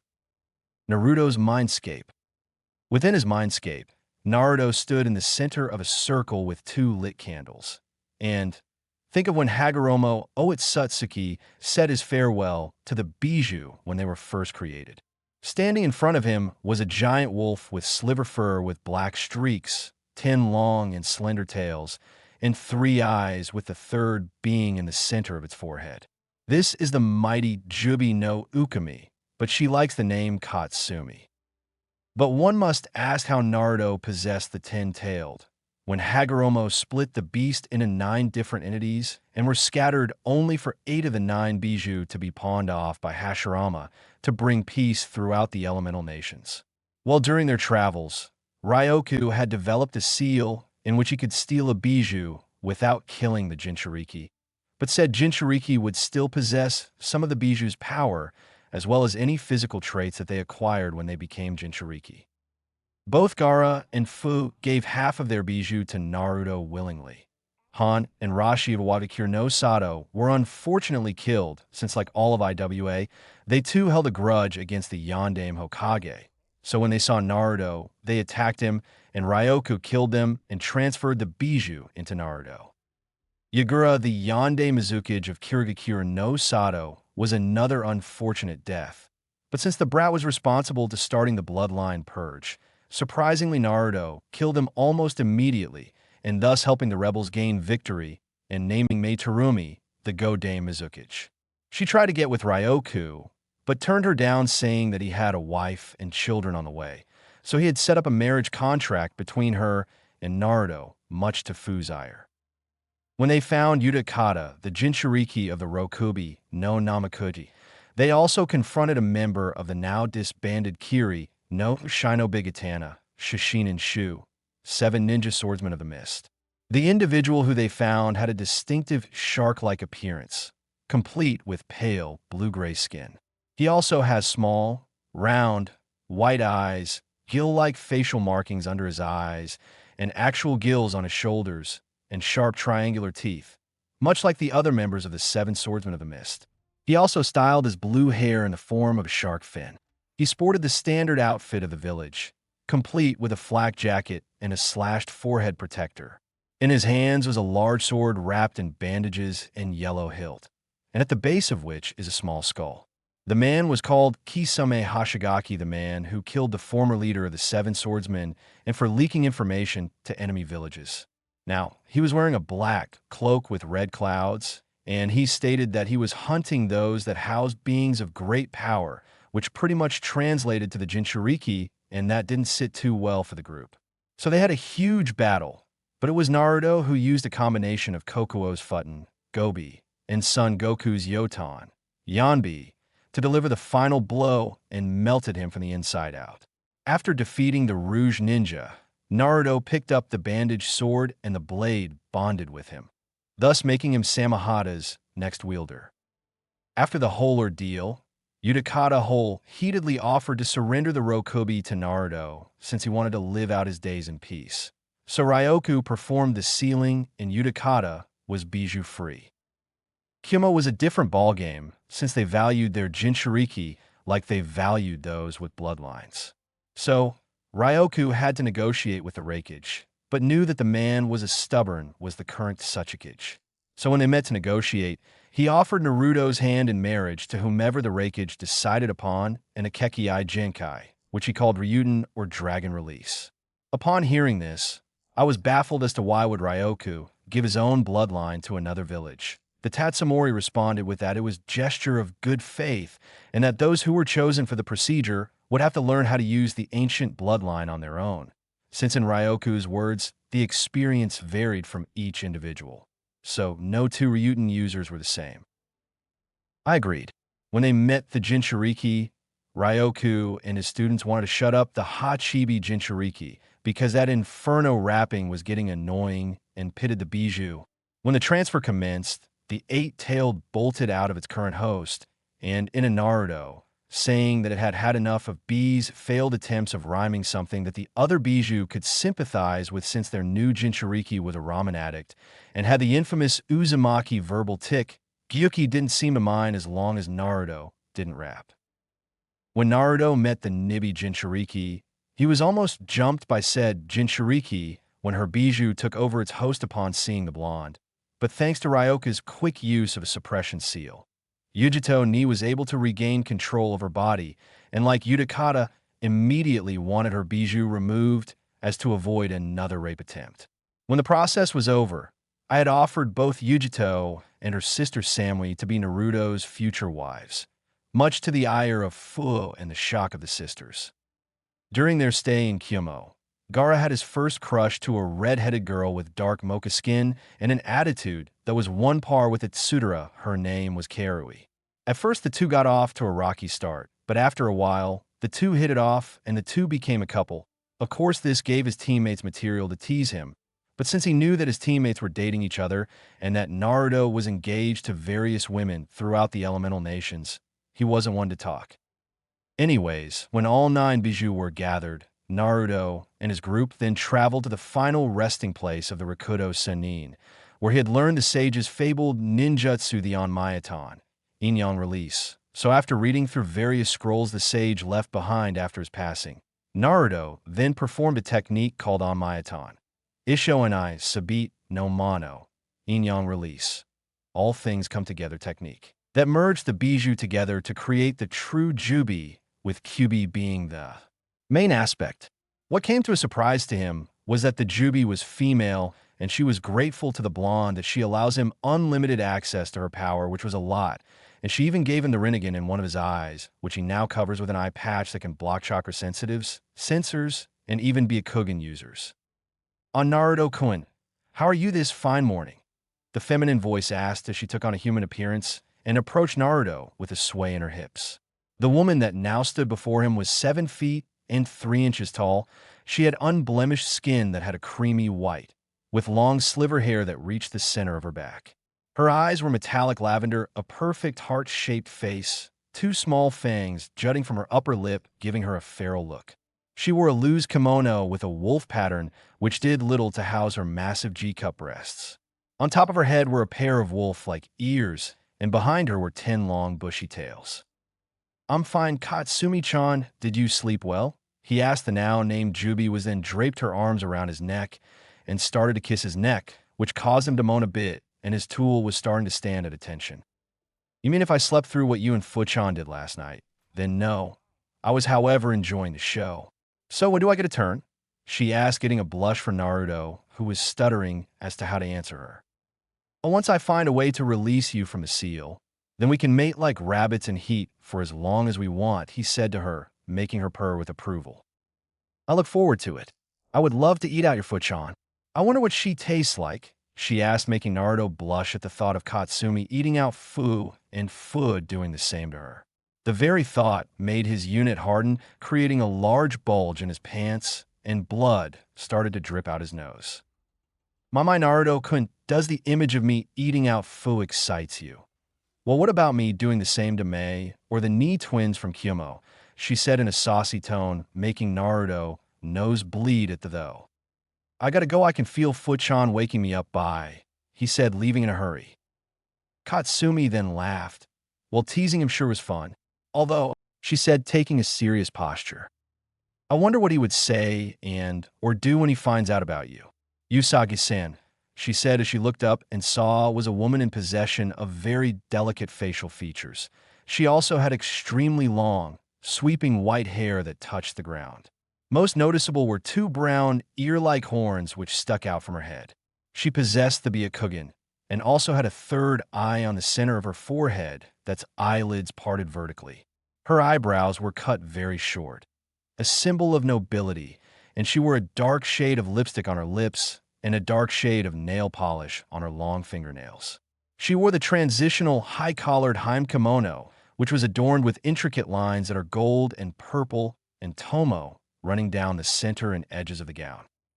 The woman was being held by golden chains and had a seal on her chest keeping her in place, thus preventing her from escaping or killing her beloved host. The woman in question was the famed rabbit goddess Kagaya, Otsutsuki, and she was furious that she was being treated like some like of animal by the very being she had stolen its fruit from. When I get out of here, you'll pay for this humiliation that you've brought upon me, she said in an angered tone. On the contrary, my dear, you did steal some of my power and lashed yourself onto me, so that if I should appear again, so would you. But what you didn't account for was that I would be in a host, and that host possessing a power seal, such as the Shiki Fuin and a Hack Fuin, she said as she marveled at the seal's ability to change itself to meet the expectations of the host. Kagaya then glared at Katsumi. Then why don't you end me and be done with it, she asked. Katsumi then laughed darkly, which sent shivers down Kagaya's spine. Oh, I would like nothing more than to kill you only to revive you again and repeat the process until I grow bored and just leave you for dead. But I want Naruto-kun's opinion on what to do with you, she said. What does he have to do with any of this, she asked. Because Naruto-kun believes in second chances to those who deserve it, and I feel that you deserve that chance even if I completely oppose it, she said as she started walking away and leaving Kagaya to her thoughts. A second chance was all Kagaya said before meditating on what to do. With Naruto, when Naruto came to, he noticed that the room was full of genin hopefuls. Some of them caught his attention. The first was a boy who was a member of the Inuzuka clan by his wild appearance, as while clearly human. He has several physical traits more akin to animals. Like most of his clan, he has messy brown hair, sharp black eyes with vertical slit-like pupils, pronounced canine teeth, and nails that he can change into claws. He also has the distinctive red fang markings of the Inuzuka clan on his cheeks. The Inuzuka's attire consisted of dark grayish pants reaching to his calves and a gray, hooded fur-lined coat, with the hood usually placed on his head. The boy also had a small white dog on his head, another indication that the boy was an Inuzuka. The second student that caught his attention was a boy who wore a light gray jacket. He is a fair-skinned ninja and the tallest student in the class. He has dark, bushy, brown hair and dark, narrow eyes. The boy also wears black round sunglasses. This boy also smelled of bugs much similar to Fu, but the smell was different. From the attire, Naruto could make out was that the boy was a member of the Aburame clan, a clan famous for its usage of insects. The next student was female, and she has dark blue hair, fair skin, and general facial features. Her hair was in a short, leveled Haim cut style just above her forehead, with chin-length strands framing her face. She wore a cream-colored hooded jacket with a fire symbol on the upper right and left sleeves and fur around the cuffs and hem with navy blue pants. For what he can see, her eyes were pale white, so from that he can assume that she was from the famed Hyuga clan. The next student was a boy, and he has a shoulder-length black hair tied in a spiky ponytail and narrow brown eyes. Initially, he wore a simple pair of silver hoop earrings given to him by his father as a way to pass on his will to him. His attire was rather plain, consisting of a green-lined mesh t-shirt under a short-sleeved gray jacket with green edges, adorned on both the sleeves and the back with a circle with a line through it, brown pants, and blue sandals. From his laid-back personality, Naruto could tell that he was from the Nara clan, a clan that can use their shadows as weapons and had a high IQ. However, the men of said clan were lazy as all hell. The next boy has spiky, brown hair, swirl marks on his cheeks, and like the rest of his clan, he has a more robust physique. The boy also wears black shorts, a long white scarf, a short-sleeved green haori, over a light green shirt with his clan's obligatory kanji for food, shoku, on it small, hoop earrings, and his legs and forearms were wrapped in bandages. Naruto could clearly see that the boy was from the Akimichi clan, a clan notorious for its body expansion jutsu and their forbidden butterfly. The next student was female, and she's a fair-skinned girl of average height with green eyes.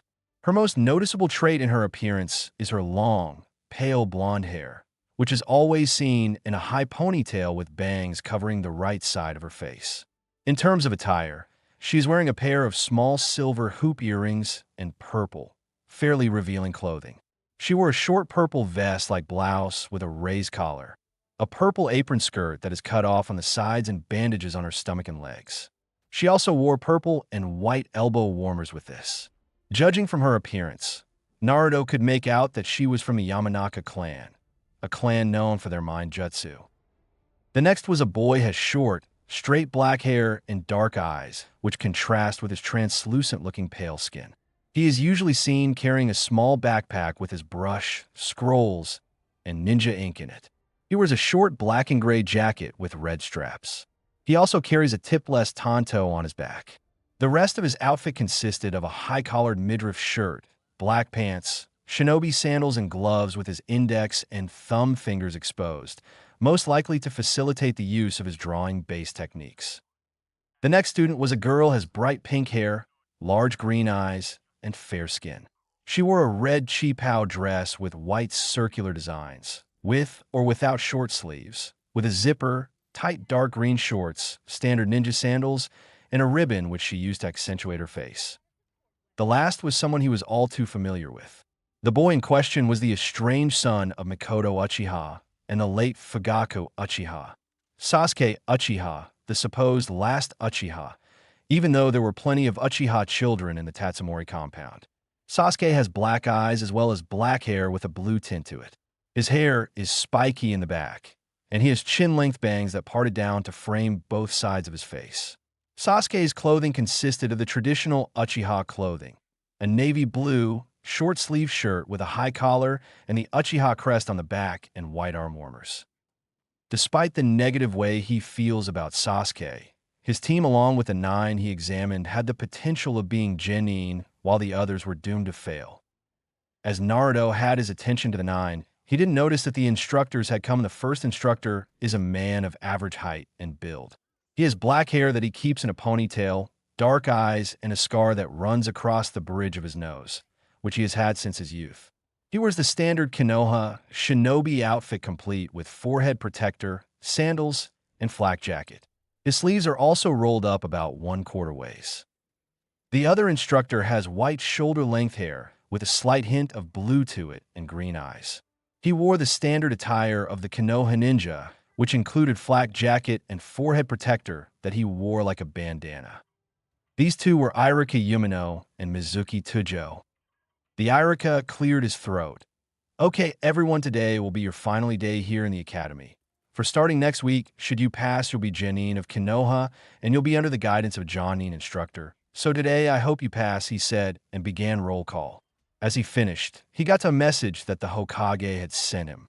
He read it and was surprised to see who will be graduating with this year's class.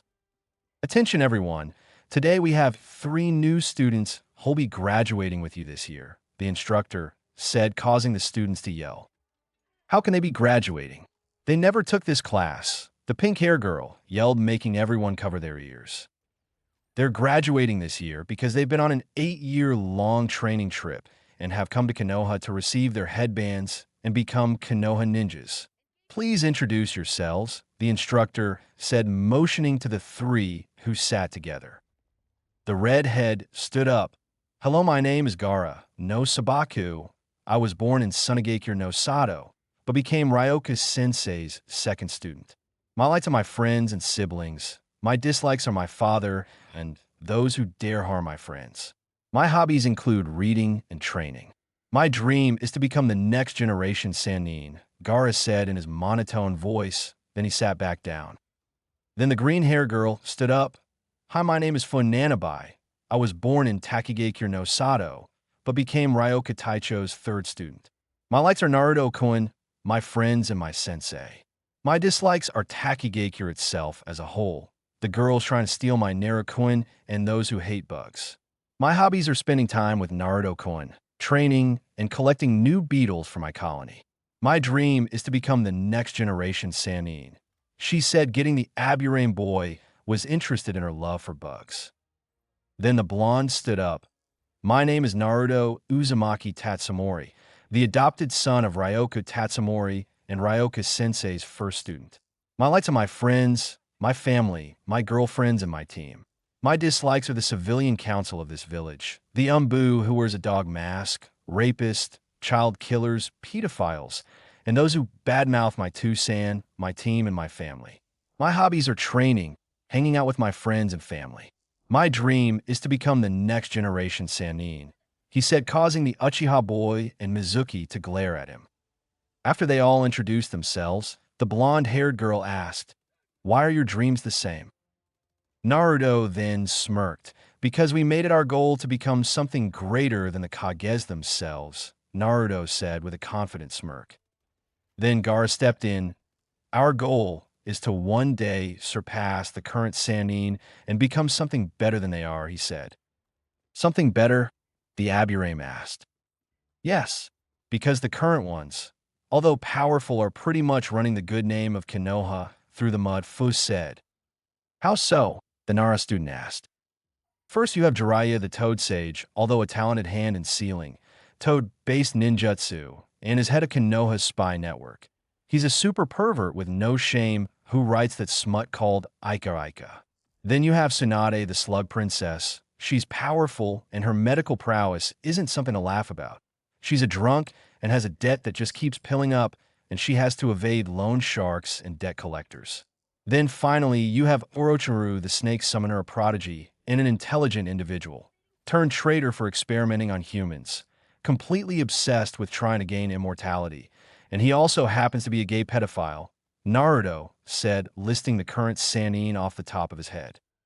The mention of Orochimaru being a gay pedophile sent shivers down the spines of all male students, some of which moved their hands to cover their ass. And all the Sasuke fangirls feared that their precious Sasuke-kun might be defiled by the gay Sannin. The instructor then cleared his throat, getting their attention. As much as I've enjoyed your introduction and that brief summary of our Sannin, I believe that it's time for the graduation test, so everyone take a seat and get ready. As the tests were being passed around, Mizuki placed a Jinjutsu over the tests of Naruto, Gaara, and Fu, hoping to crush their dreams. But when those three discovered the Jinjutsu, they broke through it and took their test, making Mizuki grit his teeth, for he had hoped that the fox and his demon brethren wouldn't have known of the illusion. After the tests were done and graded by Irika, they were taken outside for the weapons portion, mainly kunai and shuriken. When the students arrived to the target range, everyone saw 10 target posts and 10 target dummies, each one having a target circle in what would be vital areas on the human body. Irika then explained that they all needed to hit at minimum 5 out of 10 or more in both shuriken and kunai throwing. Also make it harder, he also placed dummies with no targets to simulate civilian and/or ally. After explaining what was needed for the test, everyone made a single file line. For the next hour or so, the students practiced their aim on the target's posts and dummies while not to hit the blank dummies. Many of the shinobi clan heirs like Shino, Hinata, and Sasuke managed to make the top 3, while most of the civilian-born children barely made it past this exam with the exception of Sakura, who somehow only scored 5 out of 10 in both kunai and shuriken, throwing and nipping a few of the blank dummies. Finally, it was Team Jinchuriki's turn with Gaara starting up. When he arrived at the starting line, he completely ignored the kunai and shuriken that were provided. At this, Irika questioned the redhead. Aren't you going to use the tools provided? Irika asked. Gaara looked at the Chunin proctor and reached for the cork of his gourd. He pulled it out of the gourd and the sand began to come out. With my ability to manipulate the sand in my gourd, there is no need, he said in his usual monotone as the sand began to separate into individual clumps and formed into kunai and shuriken. Suna no shuriken jutsu. Suna no kunai jutsu was all Gaara said before the sand-shaped shuriken and kunai flew to their intended targets. All 20 throwing weapons flew true and hit their marks with deadly accuracy. Then Gaara did something that everyone other than Naruto and Fu hadn't expected. Gaara maneuvered the sand to go into the test dummies, then with a glare, sand spikes burst from the dummies. This scared the Konoha shinobi hopefuls and barely startled Naruto and Fu because during their travels Gaara had employed a similar tactic on many missing nin and bandits. Brutal, yes, but very effective. Gaara then recalled his sand back to his gourd and closed it with the cork. He then turns to a shocked Irika. "So, how did I do?" Gaara asked. Irika snapped out of his stupor and marked down Gaara's score. "Why, you did great, and you've earned extra credit for versatility and masterful elemental shape and manipulation, also for your brutality. Since in the real world, you only get one chance to kill your enemy before he kills you or your comrades," the Chunin said. Gaara nodded and walked back to Naruto, and Fuhu smiled at their comrade. As Gaara made his way back, the other students had their own opinion on the redhead. Troublesome, Shikamaru thought, as he knew that the Uchiha would want to pick a fight with the sand user. "That guy looks dangerous. Better make him my ally rather than my enemy," Chuji thought. "I think I found my dream boat. Sorry, Sakura. You can have Emo fag, for I have found something better," Ino thought quickly, getting over her fear. "My bugs are telling me to stay away from him if I'm not planning to make him my ally," Shino thought as he started coming up with a way to befriend the redhead. That smell that's coming off from his sand. It smells like blood, and the guy smells of tanuki. What kind of mix is that? Kiba thought, trying to figure out what the tanuki smell means. For what I could see, he barely used any chakra, and from what I could tell from his reserves, is that it's massive. Hinata thought as she used her Byakugan to gauge the redhead's chakra pool. "CHA, who does he think he is trying to upstage?" Sasuke with the thoughts of a one pink-haired howler monkey that may have escaped from one of Orochimaru's laboratories. "Gaara no Savaku. Finally someone strong for me to fight. Once I defeat the redhead, I can take on him," the Emo King thought, believing he has a chance of fighting the sand user. "The Sunagakure Jinchuriki here. Danzo-sama must be made known of this, the root agents," I thought. Then came Fu's turn. When she arrived at the starting line, she grabbed all 20 throwing weapons, then did something that shocked everyone except for Naruto and Gaara. She sprouted insect-like wings and took to the skies. After getting to a certain height, Fu, with laser-like precision, threw her shuriken and kunai with such momentum that when they hit their targets, they came out through the other side, leaving holes as evidence of where each shuriken and kunai had entered and exited out. Everyone sane for Naruto and Gaara were imitating a fish as she descended from the heavens and landed from where she took off. "How was that?" she asked the stunned instructor. Irika getting his composure back. He marked her score. "Wow. Never knew you could do that," he questioned the green-haired girl. "Well, if you can tell the difference between a scroll and the kunai sealed inside the scroll, and then you can see how I could do that," she said cryptically, but Irika understood what she was implying and just nodded. After getting her score, she ran back to her group and leaped into Naruto's arms with a happy expression. The other students had their own thoughts of the girl. "Women are troublesome. Enough," said Shikamaru thought. "I wonder if her ability has anything to do with the aura of beetles that she's giving off. I'll have to investigate on that," Shino thought. "Oh great, another one who smells of insects.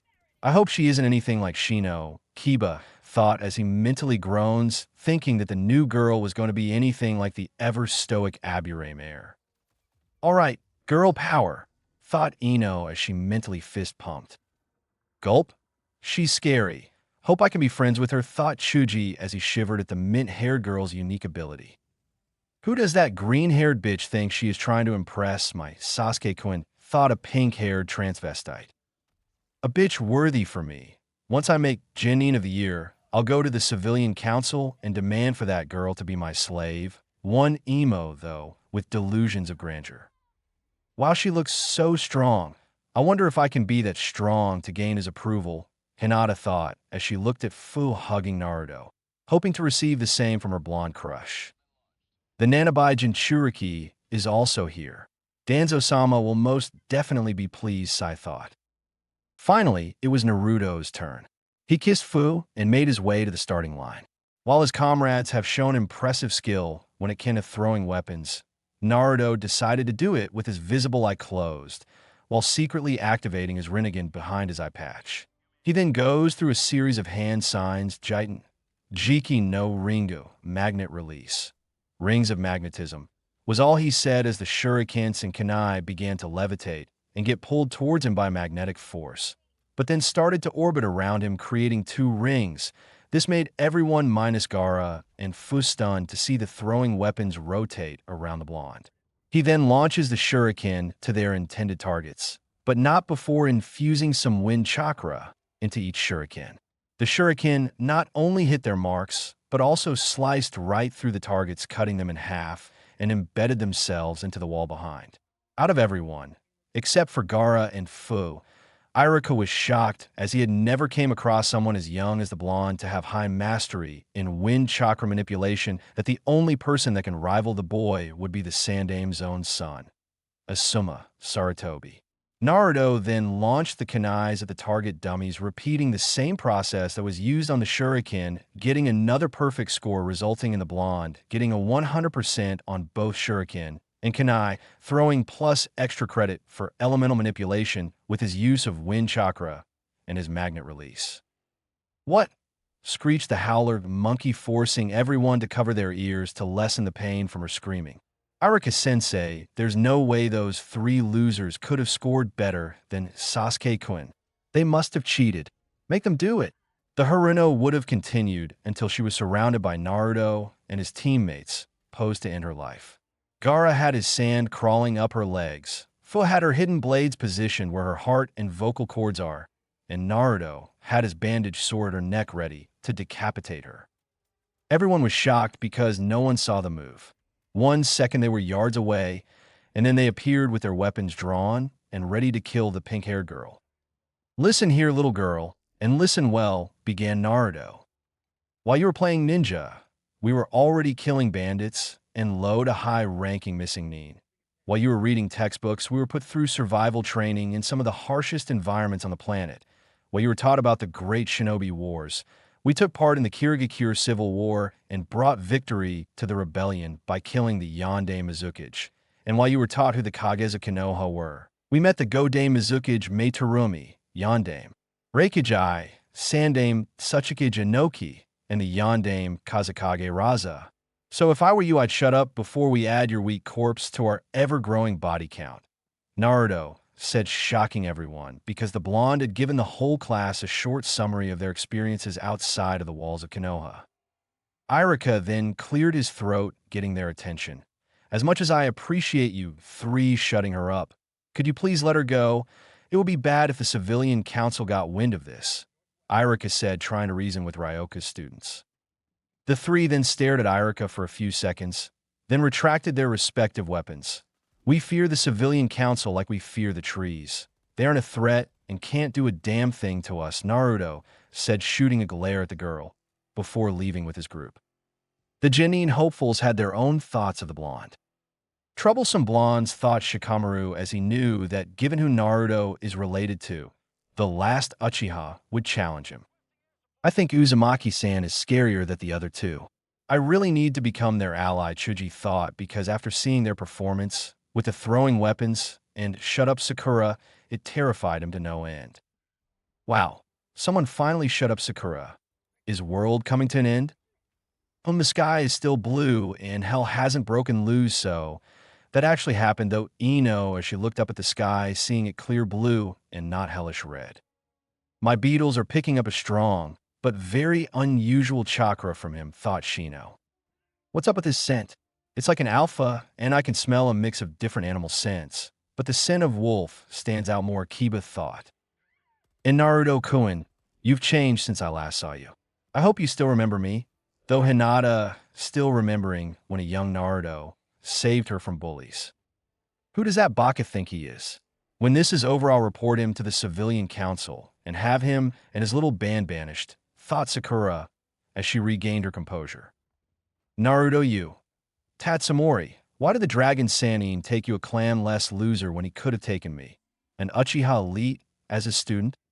When this is over, I'll demand the council to force him to give me everything you have, starting with your green-haired bitch.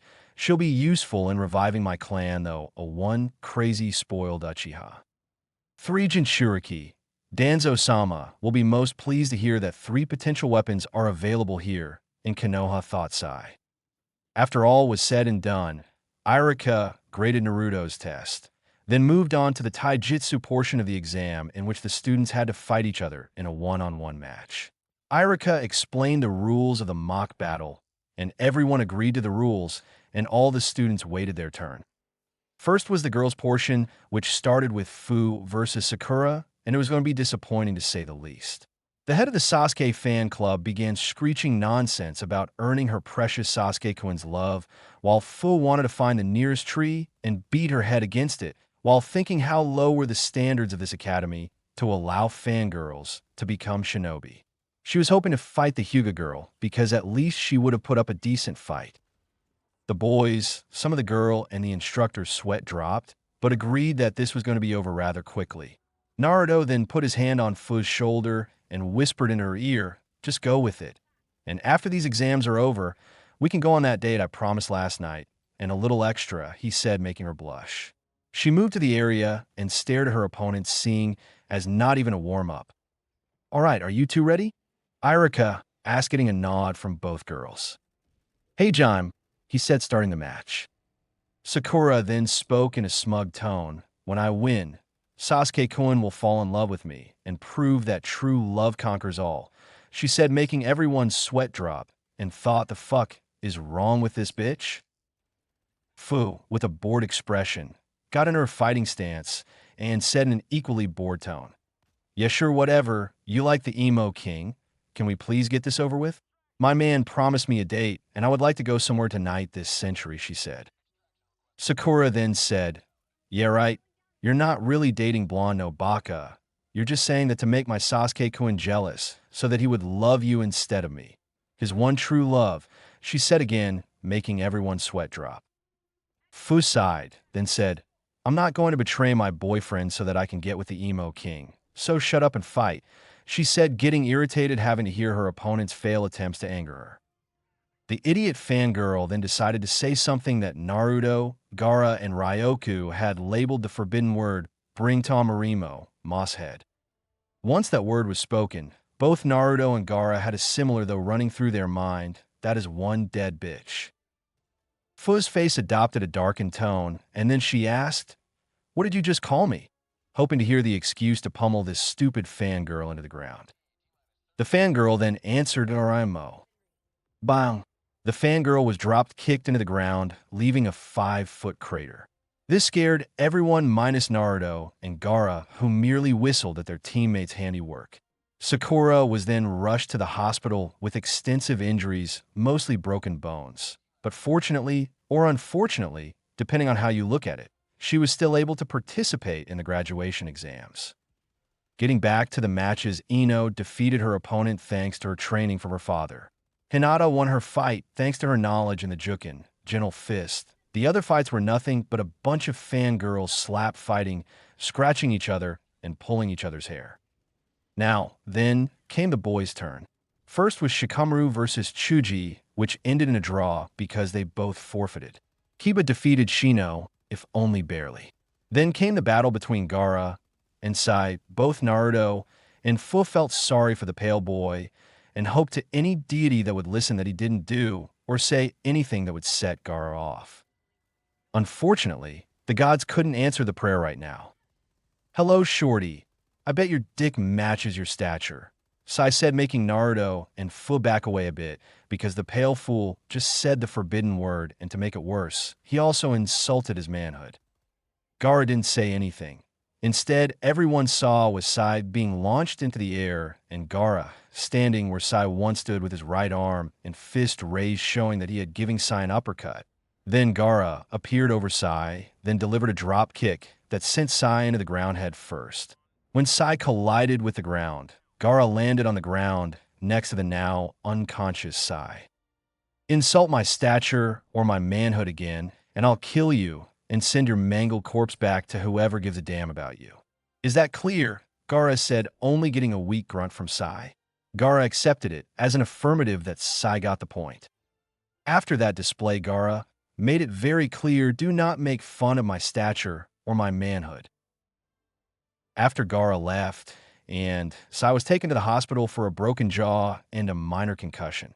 However, same with Sakura, he was still able to attend the graduation exams. Now, the fight between Sasuke, Uchiha, and Naruto Yu Tatsumori had finally come. Fu kissed her boyfriend and wished him best of luck on his fight with the arrogant form son of Mikoto Yu Tatsumori and the unacknowledged stepson of Ryoku Tatsumori. As Naruto entered the ring, he noticed the scowl that Sasuke was giving him and asked himself, what did he ever do to him? As Sasuke entered the ring, his fangirls led by Sakura Haruno cheered for the last Uchiha to win against the blonde, while Fu and Hinata were cheering for Naruto to claim victory over the Emo King. Once they stepped into the ring, Sasuke's anger finally to the better of him. Why did Ryoku take you as a student when he should have taken me, an Uchiha elite? He asked, wonder why the Dragon Sannin would take a nobody instead of him. Naruto scoffed.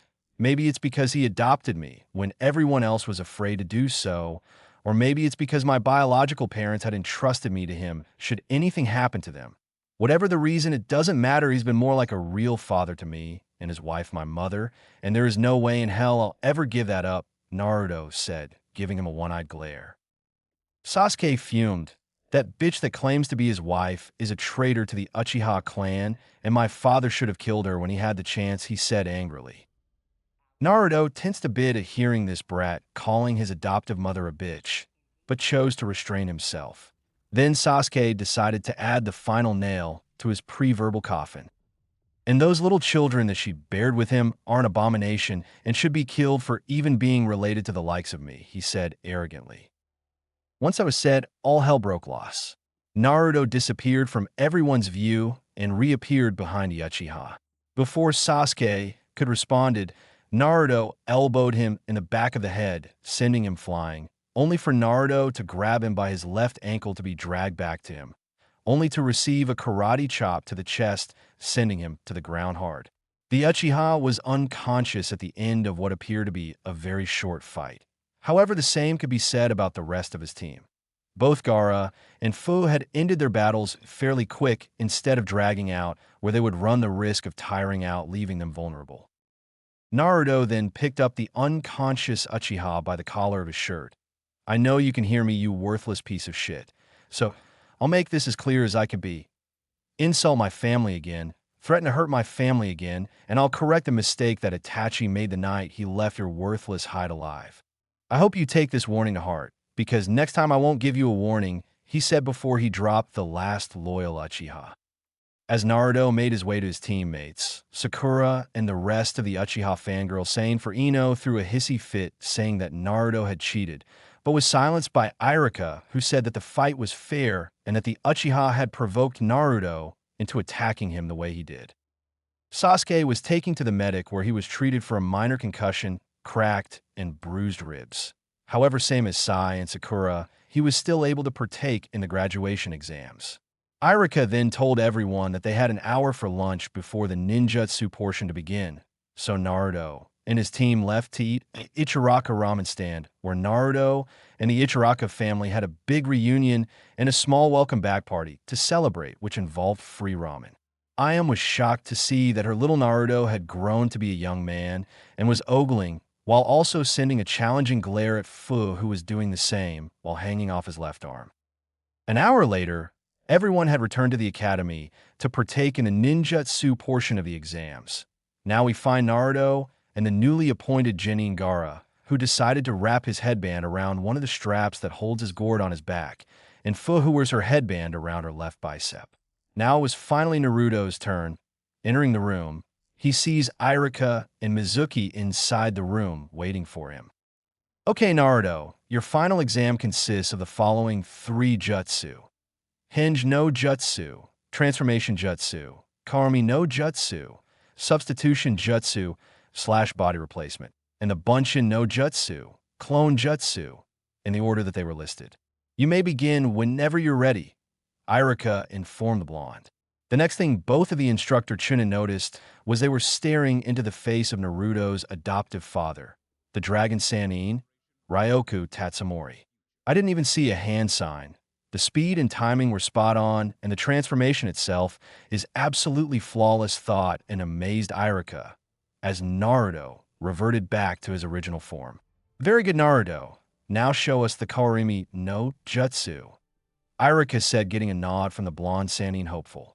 Naruto then vanished as they saw a familiar orange book in place where Naruto was with said teen appearing overhead, again shocking the two instructors. Not only another flawless demonstration, but he also has superb chakra control, thought Irika, as he marked another prefect score for Naruto. All right, Naruto, return to your original position so that we may get to the last part of the exam. And I have to ask, why do you have an Ika book? Asked the Scar instructor as Naruto jumped to where the book laid. The blonde then picked up the book and placed it back in his weapon's pouch.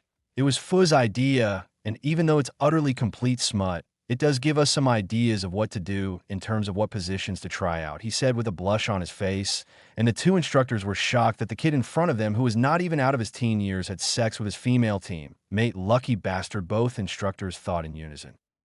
Irika was the first to recover as he cleared his throat. All right, Naruto, now that last thing you need is to do is create 3 perfect clones, he said.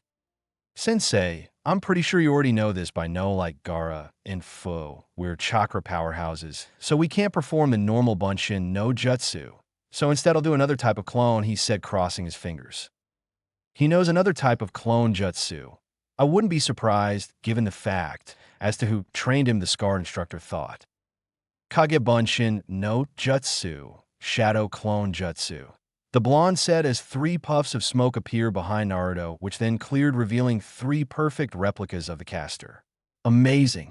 He knows the Kage Bunshin no Jutsu.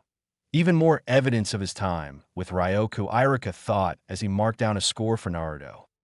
Congratulations, Naruto-san. You passed with flying colors, Irika said as he handed Naruto a headband with a black cloth. Naruto took the headband and wrapped it on his forehead and walked out of the room with his head held high as he joined his squad. Damn it, the demon brat and his little band passed. Now I have to steal the scroll myself, thought Mizuki bitterly as he watched Naruto rejoin his team.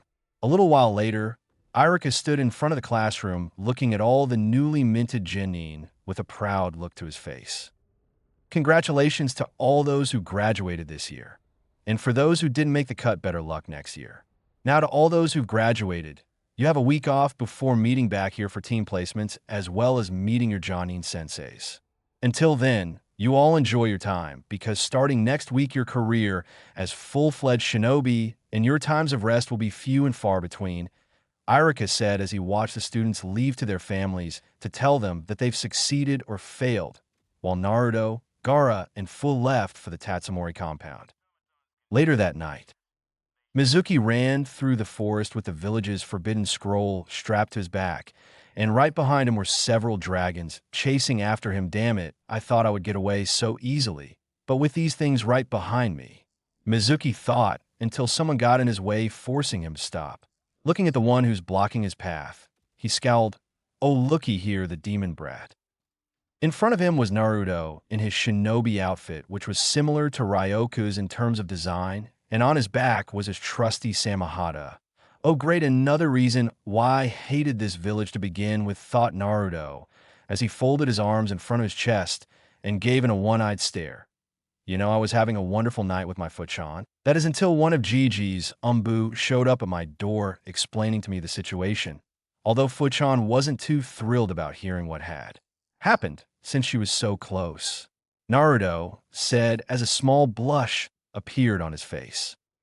Before Mizuki could say anything, Gaara and Fu appeared in his flanks, covering his escape routes, only to be joined by a squad of Umbu, led by Nico, and both the Sandaime and Tatsu Sannin to appear with them. This made Mizuki very nervous because the demon brat and his squad were bad enough, but a whole squad of Umbu-leveled shinobi and 2 Kage-leveled shinobi was a death sentence. You can't run Mizuki, so turn yourself in, and I promise you that your sentence will be less severe, warned Sarutobi as the Umbu reached for their weapons in case Mizuki were to try anything. Good work, Naruto, Gaara, and Fu, Ryoka said, praising his students.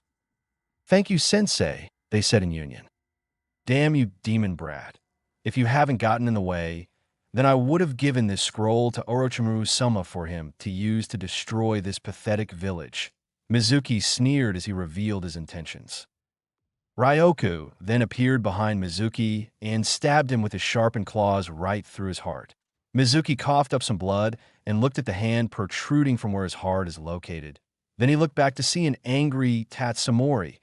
Thank you for revealing such wonderful information. Now I can deal with a traitor like you the way Orochimaru will be treated should he ever set foot in Konoha. Exterminated with extreme prejudice and with no mercy, he said as he pulled his hand out of Mizuki's chest, took the scroll from his dying body, and ordered his dragons to dispose of the dying traitor. The dragons then lunged at Mizuki and started eating him. Ryoku and his team then appear in front of the Hokage and present to him the stolen scroll. The mission has been accomplished, Hokage-sama, Ryoku said in a respectful tone. Nico then took the scroll and shunshined, body flicker technique, back to the Hokage mansion to place the scroll back in the vault. Very good, team Tatsumori. I'll be sure to play the 4 of you in S-rank mission. But for now, I believe we should all retire for the night, since after all, Ryoku, you have a big day tomorrow since you'll be coronet to being the Godame Hokage Hizuzan, said before shoe-shining back to his home. Ryoku sighed and turned to his team. All right, let's follow his example and return back home, he said, getting a nod from all 3, and thus all 4 shunshine back to the Tatsumori compound for some sleep and for 2 couples a night of congratulatory sex. Chapter 3, Graduation, Coronation, and Sensei Assigned. Part 2. Morning has come. The sun was shining down upon the village of Konoha, and every citizen, whether it is civilian or shinobi, were gathered outside the Hokage manor. Why, you may ask? Because today someone was going to be given the title of Godame Hokage of Konoha, and everyone was eagerly waiting to see who was selected to succeed Hizuzan Sarutobi as leader of the village. The only ones who knew were Mikoto and her children, Naruto, Gaara, and Fu, because Mikoto was the man's husband. Satsuki and Setsuna, the name of the twins, were his daughters, and Naruto, Gaara, and Fu were his students during their time outside the village walls for 8 years. Inside the mansion, just feet away from the exit which led to the balcony, Hizuzan and Ryoku were talking to each other before he was to step out and announce his successor. Ryoku-san, I know you can do this. I couldn't have picked an even more worthy successor than you. With the help of the daimyo, of course, the old man said, trying to calm the nervous Tatsumori. I know, Sarutobi Dano, but leading an entire village isn't the same as leading a Genin team or a squad of Umbu. I don't know if I'm ready for the responsibility, he said as he fidgeted in the Hokage robes. Ryoku, I felt the same way when Tobirama-sensei selected me to succeed him during the Second Great Shinobi War, but I knew I had a duty that only I can fulfill, and now I pass on the torch to you, Ryoku-san, he said, puffing his chest. You just saying that so you can get out of doing paperwork, aren't you? Ryoku asked with a deadpan look. Well, there is that, the ex-Hokage said, avoiding the Tatsumori's gaze, and Ryoku pinching the bridge of his nose to stem the headache that was fastly approaching. Ladies and gentlemen, my predecessor, the Dragon Yanin said with a sigh. Shoo, let me savor this moment, a moment I've only felt once when I gave Minato-kun the mantle, and now I can finally enjoy my retirement. Hizuzan said as he enjoyed what'll soon be his retirement as Hokage. Shut up, old man, and get on with the ceremony. The faster you make me Hokage, the sooner you can begin your retirement. Ryoku stated to hurry the old man onto the balcony to begin the coronation. All right, impatient much, he retorted as he walked onto the balcony overseeing the village. Down below, he can see that every civilian and shinobi has arrived to see their new Hokage be named. People of Konoha, it is with great sorrow that I must hang up my hat as Hokage, But fear not, for I will not leave the village without a leader to take my place.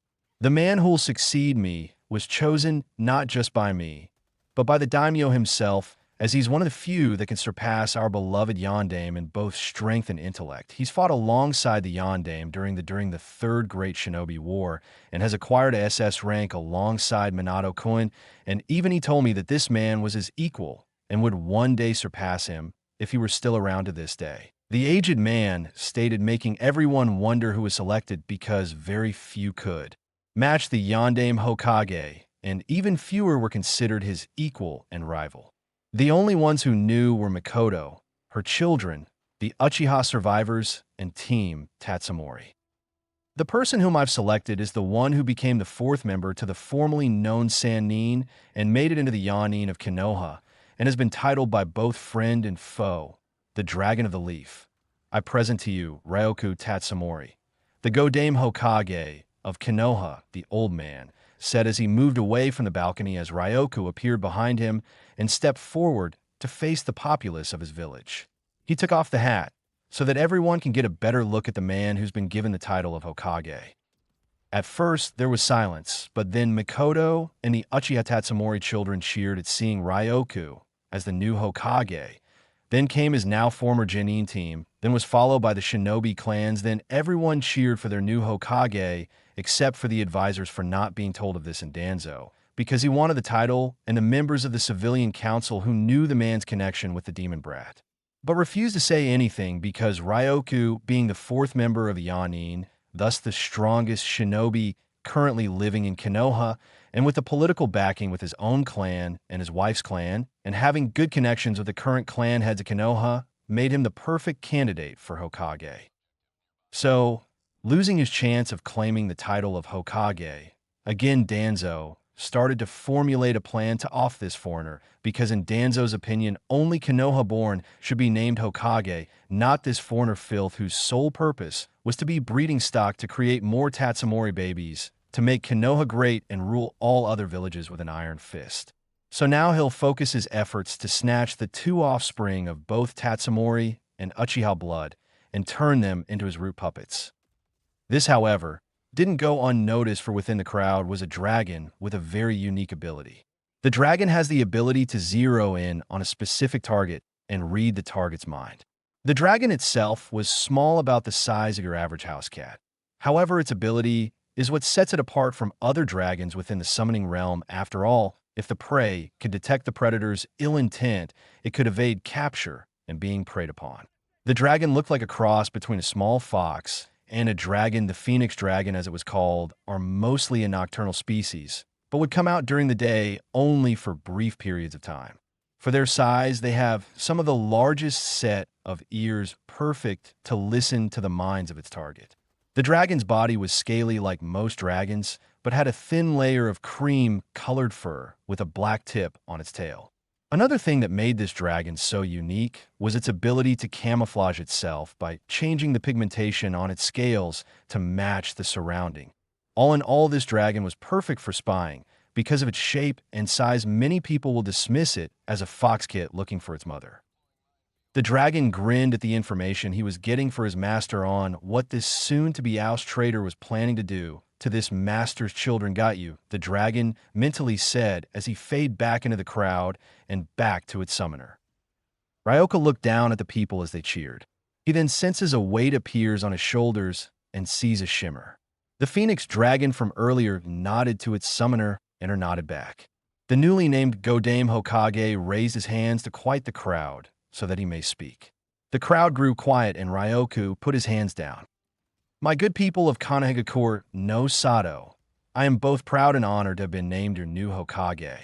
I know that some, if not most of you, may believe I'm not ready for the task of Hokage. However, I'll do everything within my power to prove that not only will I prove that I'm qualified to be the Hokage, but show that I can raise the expectations set before me by my predecessors.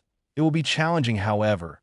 Challenge is a dragon with a gift in its mouth. Tame the dragon, and the gift is yours. What this means is that once I take on this challenge, I'll do whatever it takes to see it successfully done, thus reaping the rewards of seeing what I've done come to pass from this day forward. I, Ryoku Tatsumori, shall lead and protect this village as its Go-Dame Hokage, he said, getting everyone cheering again. The Tatsumori walked back into the hall, but stopped Umbu. He called, then two masked ninja appeared behind him. "Ite Hokage-sama," they said in unison. "Summon the council. I don't care if they're showering or taking a dump, I want them in the council chamber 30 minutes from now.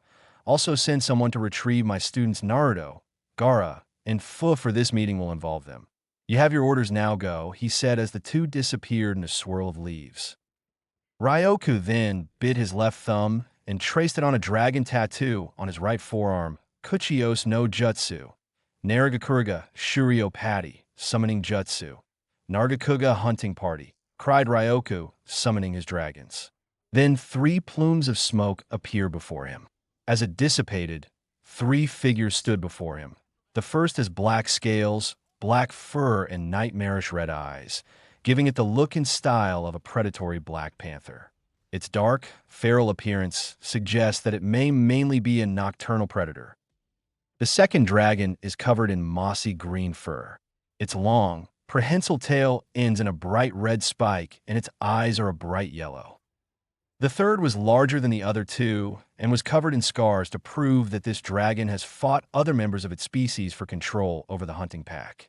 The dragon has metallic, azure scales and a golden-colored chest. These were Kuga, Midoriya, Green, and Lucent, better known as the Nargacuga trio, the best hunters in the entire dragon realm. 2 smaller ones bowed their heads while Lucent stared at their summoner. "Ryoku, why did you summon us?" the larger dragon asked, wondering why Ryoku had summoned them. Ryoku then reached into his robes and pulled out a blank Umbu mask. "I want you to smell this mask and trace it back to its origin. Then once you do, kill every single root Umbu you come across. Also be sure to retrieve any information I could use to pin various activities to not only Danzo, but to everyone on the civilian council and the advisors. There is something corrupted about those people, and I don't trust them as much as the Shinobi Council," he said, getting a low chuckle from the 3 dragons before him. "Kill everyone. What about abducted children?" Midoriya asked, as she hated the thought of killing innocent children. "If they haven't been indoctrinated by the root, then do what you can to save them.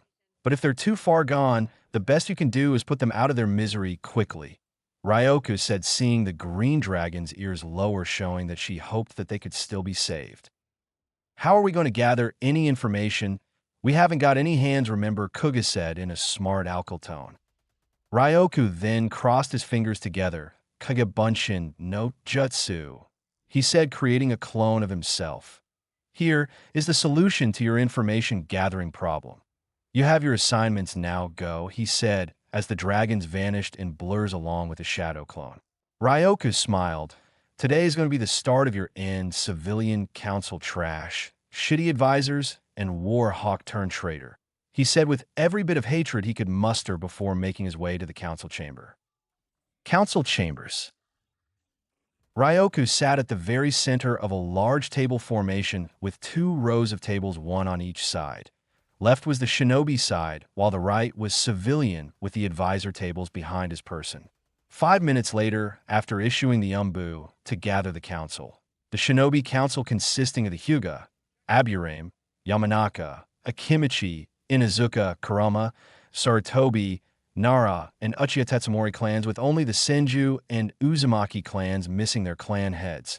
However, after today's council meeting, he hopes to fill the spot in with Naruto, becoming the new Uzumaki clan head. The Shinobi Council came in along with the advisors and Danzo. The bandage man glared at the newly named Hokage, but plotted to take his children away and turn them into soldiers for him to use. As they all got seated, the Umbu appeared along with Ryoku's former team. "Hokage Naruto, Uzumaki, Gaara no Sabaku, and Fu are here," Tora said, announcing their arrival. Ryoku nodded.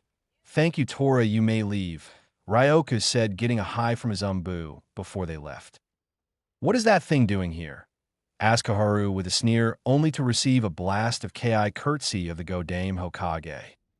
"I would advise you not to insult my adopted son in my presence, or I will have you be sent to I/T with your chakra sealed, and have Anko and Abiki to use method level 5. Ryoku, said, getting everyone in the room to shiver with fear because torture method level 5 was banned for its sheer brutality, with had a fatality rate of 95%.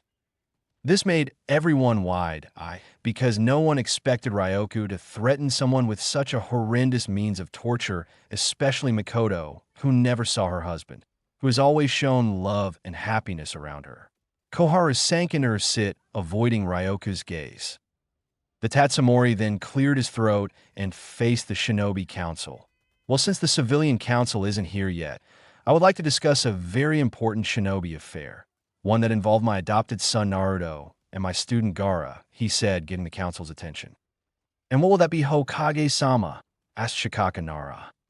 Naruto here wishes to take up his role as the new clan head of the Uzumaki Namikaze clans. Ryoku said before he could continue. The two elderly people behind him started to shout. Namikaze! Hamura and Koharu yelled, while Danzo seethed of not getting the Jinchuriki when he had the chance. Hokage-sama, this boy is a demon. He's the spawn of the Kyuubi and not of our, Koharu said, but was stopped when she was tackled by a black blur and was pinned to the back wall. Everyone saw a large body looming over the old councilwoman and shivered in fear at the sight of the dragon. The dragon possessed 6 limbs, including the clawed wings on its back.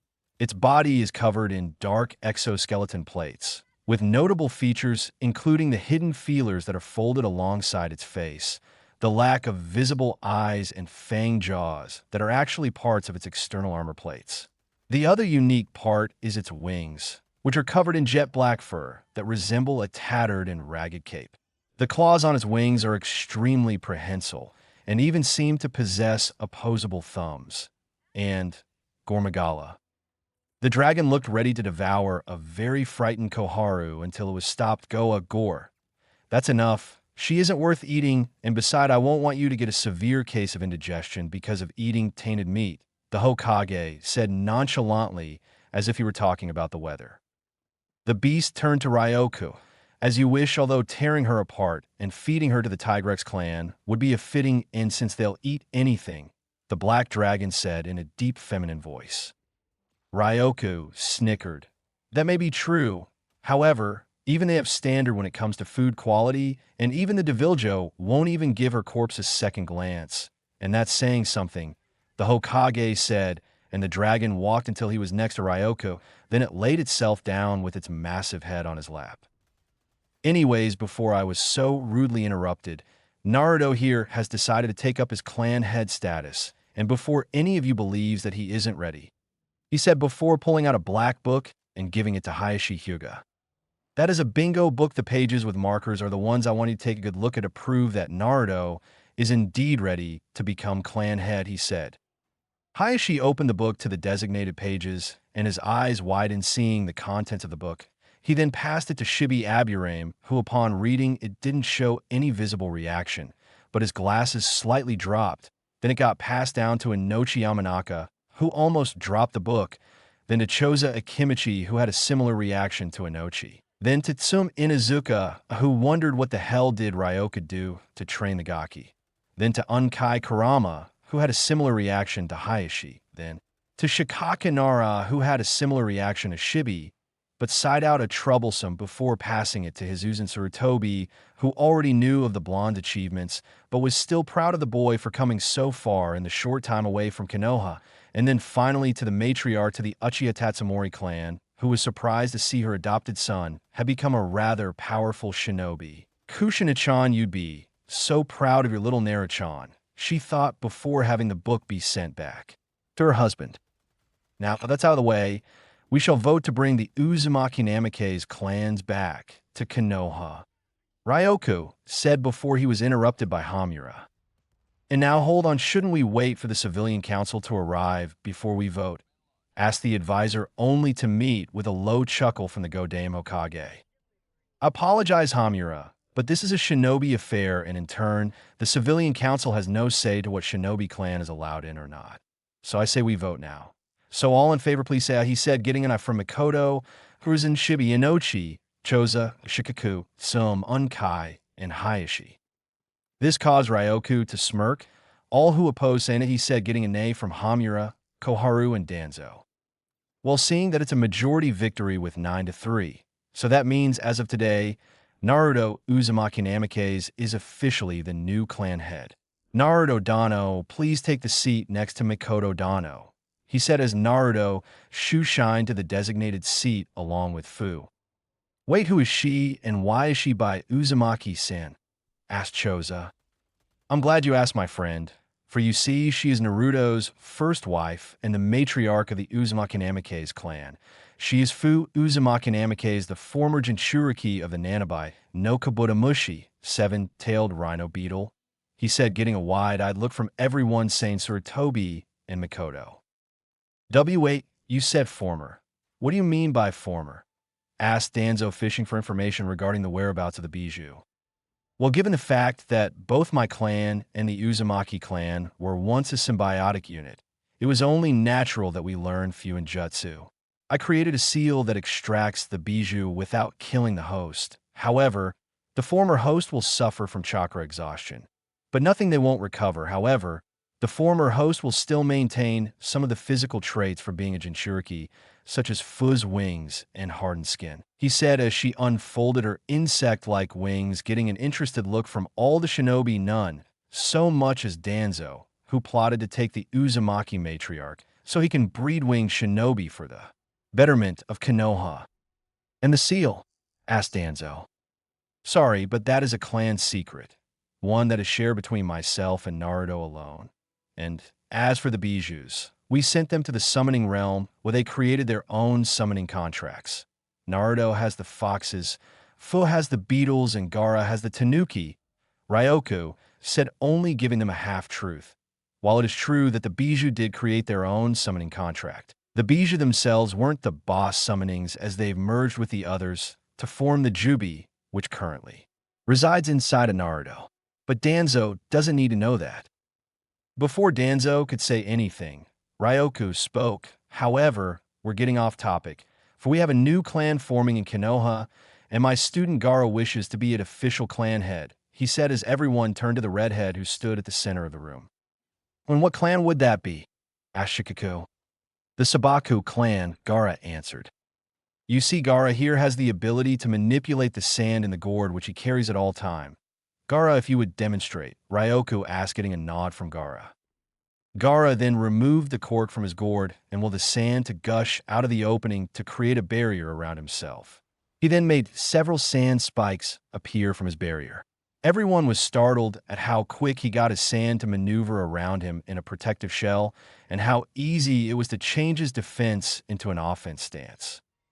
As you can see, Gaara has complete control over the sand, and not only that, but he changed the density of his sand simply by absorbing the minerals from the earth. Also, he can turn his sand into various weapons at will. In fact, Irika can attest to that, as he witnessed firsthand what Gaara can do. He said, informing the Shinobi Council what Gaara was capable of. Now it's time to vote. Do we allow Gaara to form his own clan here in Konoha, or risk losing such a valuable asset to, let's say, IW? He said, getting eyes from the clan heads, and surprisingly, the advisors agreed. Then it's settled. So for the time being, until a clan compound has been built, Gaara will be living with either me and my clan, or with Uzumaki Namikaze, he stated. I see no problem with housing Sabakadano, and neither does my wife, Naruto said. Very well then, but for now, Sabakadano, please take the space between Uzumaki Namikaze and Uchiha Tatsumori, the Hokage said as Gaara's sand shined in the space between his friend/teammate/brother and his sensei's wife. Just as Gaara took his spot, the civilian council walked in with an air of arrogance and superiority that Ryoku's team looked at them with a frown as they walked in, as if they owned the place. But the look Ryoku had when they walked in showed that that air of superiority that the civilian council had will be gone. Another thing was that they failed to even acknowledge Ryoku's presence or anyone else in the room. Ryoku's students and his wife kept a stone-cold face as the civilians sat themselves down in the chairs. When they sat down, their attention was turned to the Naruto, Gaara, and Fu. What is that thing doing in the council chamber? Demanded a fat councilman. If you must know, Hikai Tsuna, Naruto Uzumaki Namikaze has been named clan head of the newly formed Uzumaki Namikaze clan, informed Mikoto to the rest of the civilian council, who looked appalled by this startling news. When did this happen, and why weren't we informed? This time, Ibuki Haruno asked, outraged by the Uchiha Tatsumori matriarch's words. Why, if you were here on time, then you would have been informed. However, I decided to start the council meeting, and we voted on allowing both my students to take up the mantle as clan head, while Fu was named the matriarch of Naruto's clan, as she is his wife, the former Hokage and current Sarutobi clan head said. Then we vote that the Hellspawn be stripped of his clan head status, and his whore be given to Uchiha-sama. Mabuki said, before the civilian side was silenced by a sudden pressure weighing down on them. She managed to look at where it was coming from, and it horrified her to no end. Ryoku was looking at them with murderous intent. Uchiha-sama? Just who are you talking about? Because my wife is sitting in this very room, and she has no need for slaves. So please enlightening me, who is this Uchiha-sama? Asked Ryoku in a very dangerous tone, one that promised death. The only true Uchiha in Konoha. Sasuke Uchiha Sekai said, only to be silenced by a kunai through the center of his forehead, killing his instantly. This action scared everyone on the civilian side. That boy is no longer a member of the Uchiha clan. My wife excommunicated him after he threatened the lives of my children and of the surviving Uchiha children who were currently living in my compound safe and away from those who'd use them as their own personal slaves, he said with a glare, looking at not only the civilians, but also as the advisors and Danzo. Those who met his gaze feared for their very lives. Even Danzo, with his secret weapon, wouldn't last against this man, and given the fact that Tatsumoris were immune to all Jinjutsu, even those created by Dojutsu, such as the Sharingan. Also, to threaten a clan head without probable cause is punishable by death. Also, since when was the civilian council able to interfere with shinobi affairs when it's clearly not their business? Hiruzandano, please enlightening on this. Why do the civilian council get a say in what we shinobi are allowed to do while we can't to them? He asked, making the aged former Kage to think on the matter. Because they believe this to be a democracy when this village follows a military dictatorship, wherein which you have all the power, while answering only to the daimyo himself, he stated. Ryoka nodded at the answer and looked to the civilian council. Now that we've established that fact, as of today, I'm stripping the civilian council of their council status, thus dissolving it all together. Also, I'll be taking back the Shinobi Academy, as it needs a proper hand to manage the curriculum, because the current one is so piss poor that any, if not all, the civilian-born shinobi are likely to be cannon fodder, while the shinobi-born AE to barely make it alive, Ryoka said. You can't do that, screeched Mabuki. And why not? I'm a Hokage, and thus my word is law. You civilian scum has corrupted this village for far too long, and to not only threaten my adopted son, but to threaten his wife, my student, to life of slavery. Your punishment for these crimes is death, he said as he summoned a large, quadrupedal wyvern characterized by its massive head and jaws, powerful limbs, and striking yellow/blue striped coloration. The top of its head is tipped with a pair of horn-like ears, and its segmented tail ends with a spiny protrusion. The massive beast stared at the civilians with hunger in its eye. Tigrekisu, Tigrex, devour them, he said with no emotion in his voice as the dragon charged at them with its mouth wide open and bit into its first civilian council member. They ran for the door only to see 3 more dragons waiting for them. The Narutokuga are back. The 3 dragons launched their tail spikes at those who opened the door, killing them instantly. The massacre was brutal even by Kiri's standards when it was called the Bloody Mist. The sound of bones being chewed and the sound of flesh being torn apart perforated the halls of the council chamber. Most, if not all, those who were watching were sick at the sight, except for the current Hokage, as he has seen this multiple times during his life. Miraculously, only Mabuki Haruno survived the slaughter of her fellow councilmen. She stared at Ryoku as if he was death incarnate before passing out. Tigrekisu approached the woman, ready to finish the job. Tiga, I believe that will be enough. For now, return to the summoning realm and clean yourself off. Ryoku commanded the wyvern to stop. The creature then turned to its summoner, As you wish, master, Tiga said before disappearing in a puff of smoke. Take Mabuki to the INT building and ask the Yamanaka to have her memories of today erased. I don't need her coming after my family for revenge, he ordered. Then two appeared around Mabuki, lifted her up, then shoe-shined in a swirl of leaves. As they left, the Naruto came in through the door along with a Ryoku shadow clone. Here is the information you've requested, the clone said as he tossed a scroll, which Ryoku caught effortlessly. Thank you. You made his spell now. He ordered his clone that then nodded and disappeared in a puff of smoke. Ryoku then closed his eyes and scanned through the memories of what the clone has seen and done before he arrived to the council chamber, and what he has seen made him scowl.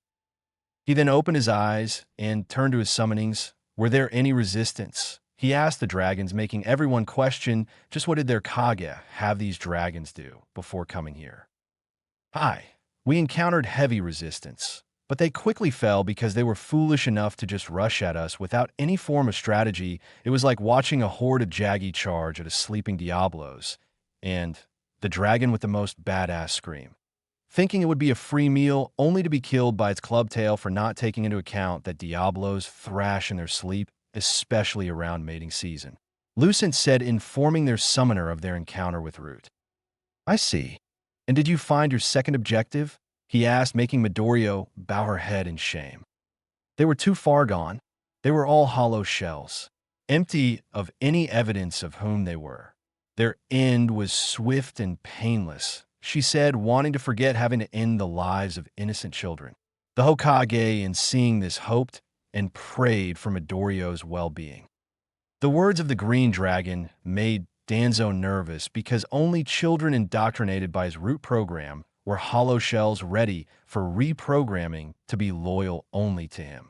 Danzo by now was sweating because from the way the dragons were speaking to their summoner, it would appear that his hidden root base has been compromised, and it was clear that all who attacked the three dragons were struck down and those whom he kidnapped were killed. I see.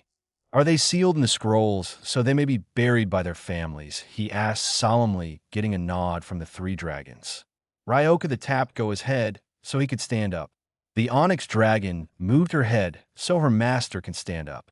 Ryoku then drew his swords and turned to the advisors while a sealess clone appeared, pointing his blade to Danzo. This action made everyone gasp. By order of the Hokage, I hereby execute you three for the crimes of multiple counts of espionage against Konoha, selling vital information to Orochimaru, multiple counts of kidnapping of not only civilian-born children, but clan-born children, several counts of black dealings with various crime families, human and drug trafficking, slavery, stealing of multiple clan secrets, plotting to kidnap my children, and my personal favorite, defacing and defiling the graves of not only the fallen Uchiha, but the graves of the Shodame and Naidame, and giving them to Orochimaru for experimentation.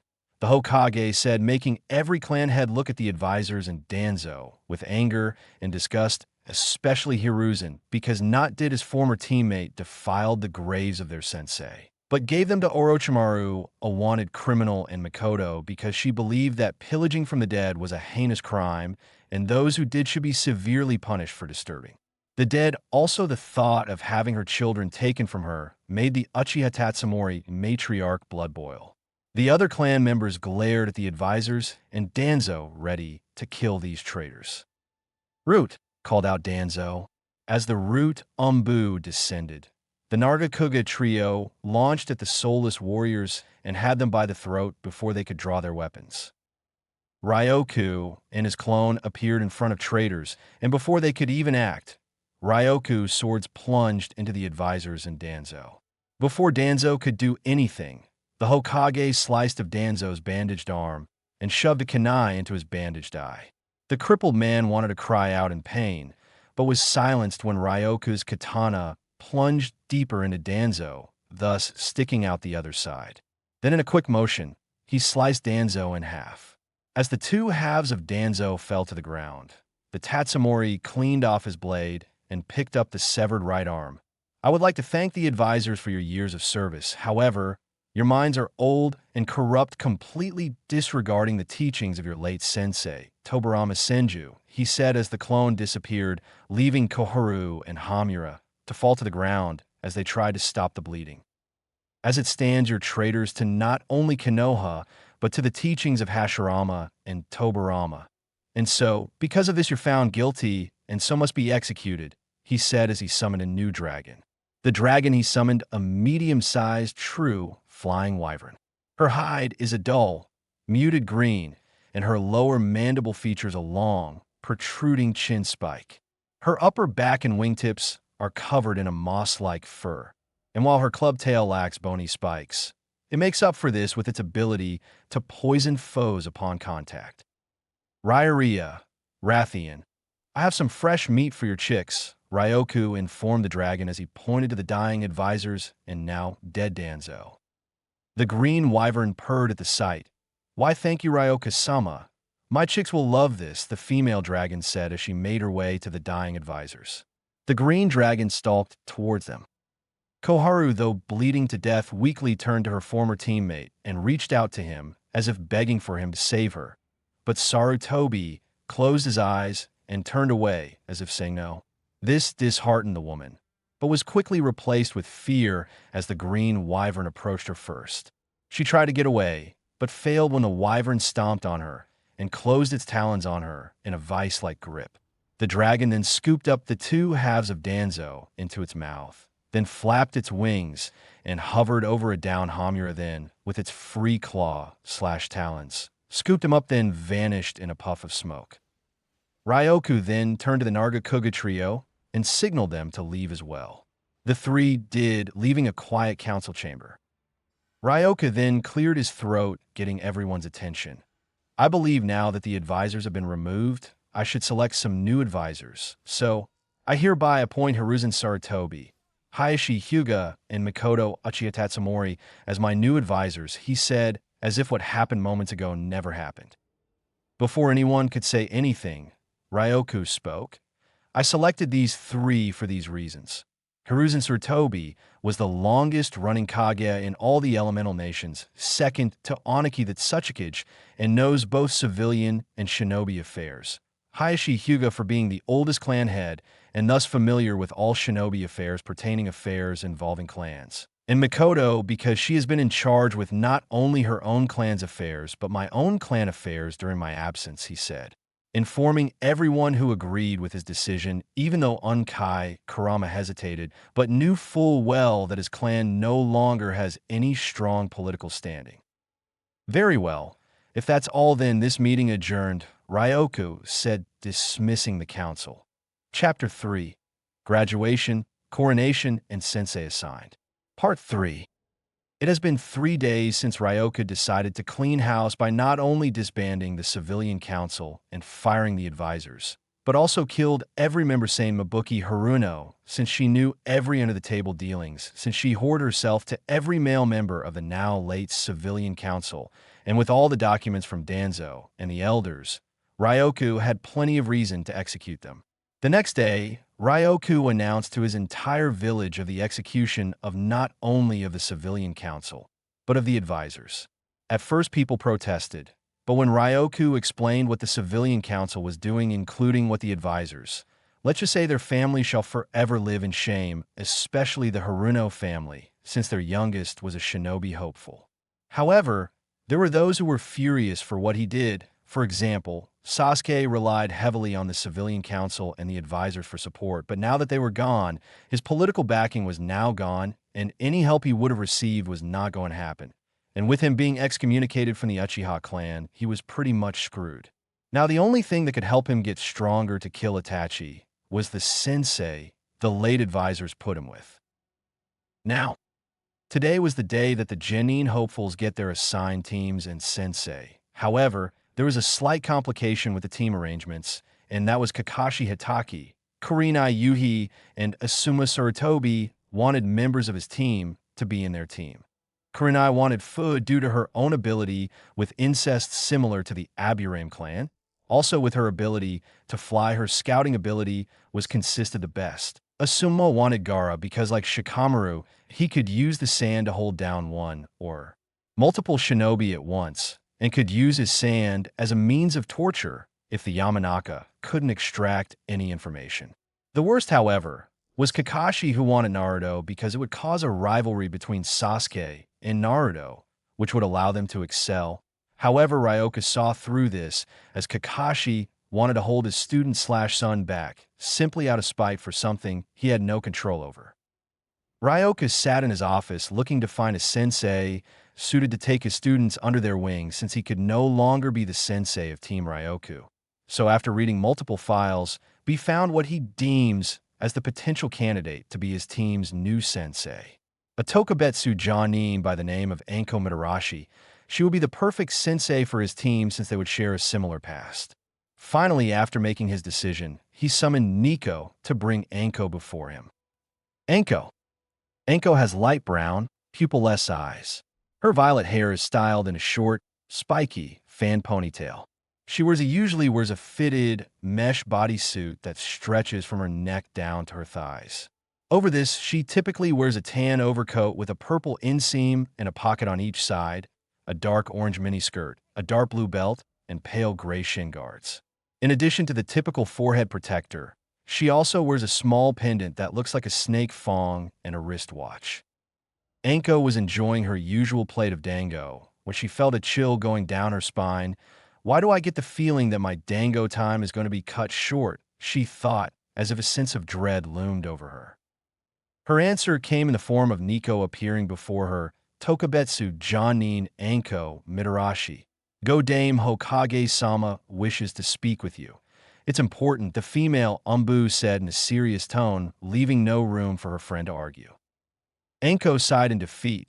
Very well. I see what Ryoka-sama wants, she said as she paid for her meal and left with Nico. Hokage Tower. Nico and Anko arrived to the Hokage office where they saw Ryoku making out with his wife, who decided to visit him while their children were being watched by the dragon summonings back at his compound. The two women blushed, seeing how intimate their Kage was with his lover, but Nico remembered that it was he who asked her to bring Anko, so she cleared her throat, getting Ryoku and Makoto's attention. 1,000 pardons, Hokage-sama, Uchiha Tetsumoridano, but I've brought Anko Mitarashi as you requested, Anko stated. Thank you, Nico-san. You're dismissed, and I apologize for that.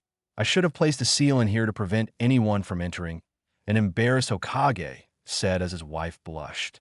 Nico bowed right before she shoe-shined out of the office, leaving Anko with the Godame Hokage and his wife. Anyways, what do you need of me, Hokage-sama? Asked a still blushing Anko.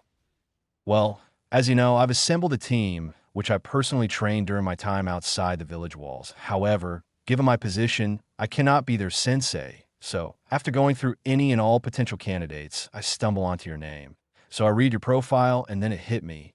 You, Anko Mitarashi, are the prefect sensei for Team Tatsumori, given how your past is similar to their own.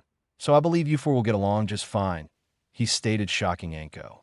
Anko, the former apprentice to Orochimaru, the one they call the Snake Whore, is being given the Hokage's personally trained team. Anko was shocked to hear that her Hokage had assigned his team to her. Hokage-sama, are you sure? I mean, not that I'm complaining, but I'm not qualified to be a Jonin sensei, she stated, which is true given her Tokubetsu Jonin status, meaning that she wasn't a full Jonin. Ryoka chuckled. I understand what you're saying, which is why I've made you a full Jonin, given your record and your performance in the past, made you worthy of the title. But the former civilian council and the former Hokage advisors hindered your promotion simply because of who you were associated with, he said, giving her a scroll that had her certification of her new Jonin status. A still shocked Anko took the scroll and read its contents. She was starstruck as the scroll stated that Anko Mitarashi is to be promoted from Tokubetsu Jonin to Jonin. Anko's face morphed from shocked to surprise, then to happy. Thank you, Hokage-sama. I won't let you down, she said, giving her own special grin. I know you won't, Anko. Be back here in 2 hours. The team placement will begin, and I want every Johnny to be here on time, he said, turning to his wife. "Sir, what about Kakashi? You know how infamous he is when it comes to his lateness. So how will he be here on time?" asked Anko, because she and everyone who knows Kakashi know that the man can't be on time for anything. "Oh, I threatened to not only destroy every Aika book he possesses, but to ban the series altogether within the walls of this village. So yes, I'll be here on time," he said, getting a surprised look from Anko. "Wow, you're downright evil. When you want to be the shocked," Anko said, shocked that the man in front of her was willing to do something like ban the book series just to have Kakashi arrive on time. "Well, someone has to be. Anyways, you're dismissed for now, Johnny and Anko. So please be here in 2 hours to watch the team selections," he said as Anko nodded and left the office. "Now, where were we?" he said in a husky tone as his wife giggled. 2 hours later.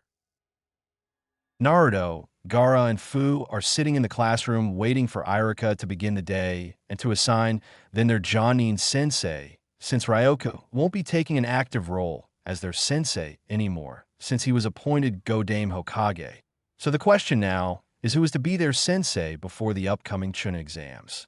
Naruto and Gaara were pondering who their sensei might be, but since they didn't know anyone in Konoha outside the academy or at home, they dropped their thought process aside. "Why couldn't Ryoka Tusan be our sensei again?" Naruto asked dejected. "Because he's our Hokage now, and running the village will need his full attention," Gaara stated, getting a sideways glare from Naruto. "I know. I was being rhetorical," Naruto said. "I know, and I gave you a rhetorical answer," Gaara responded, getting a low growl from Naruto. "Calm down, Naruto-kun.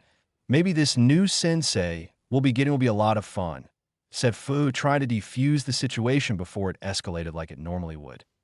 "Sigh. Very well, Fu-chan. Sometimes I wonder what would I do without you," he asked her as he wrapped an arm around her, bring her close to him, causing her to blush. Fu nuzzled into her boyfriend. "I sometimes ask the same question, but when I look at you, I then remember how you changed my life," she said.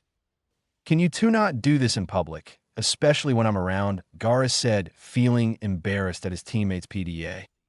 Fine, we'll stop, but when Karui comes to Konoha for the Chunin exams, don't think you're safe," said Naruto. "I can say the same to you.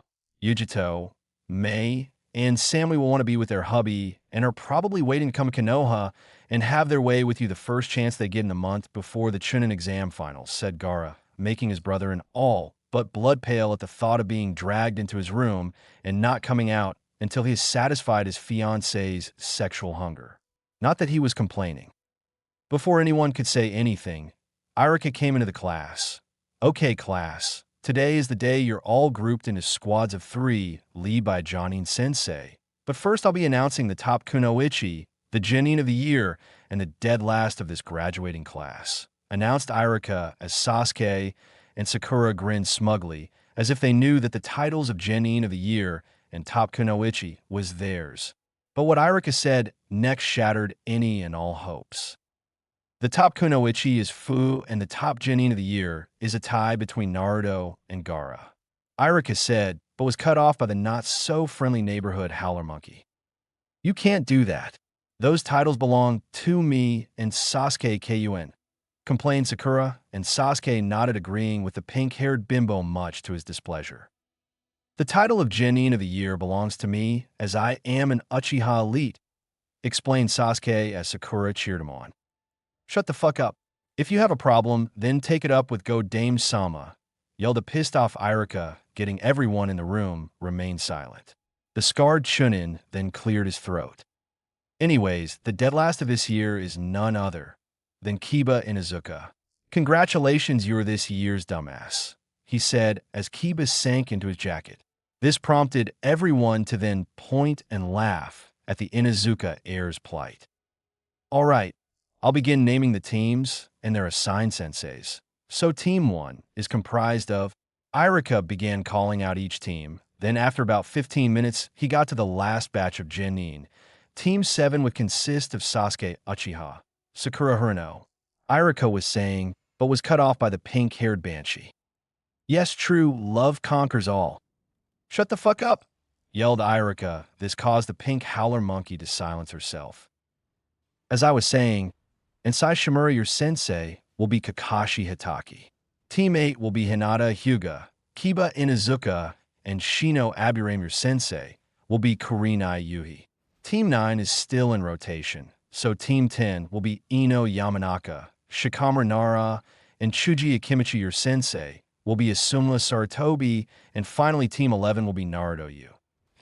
Tatsumori, Gara no Sabaku, and Fu Nanabai. Your sensei will be.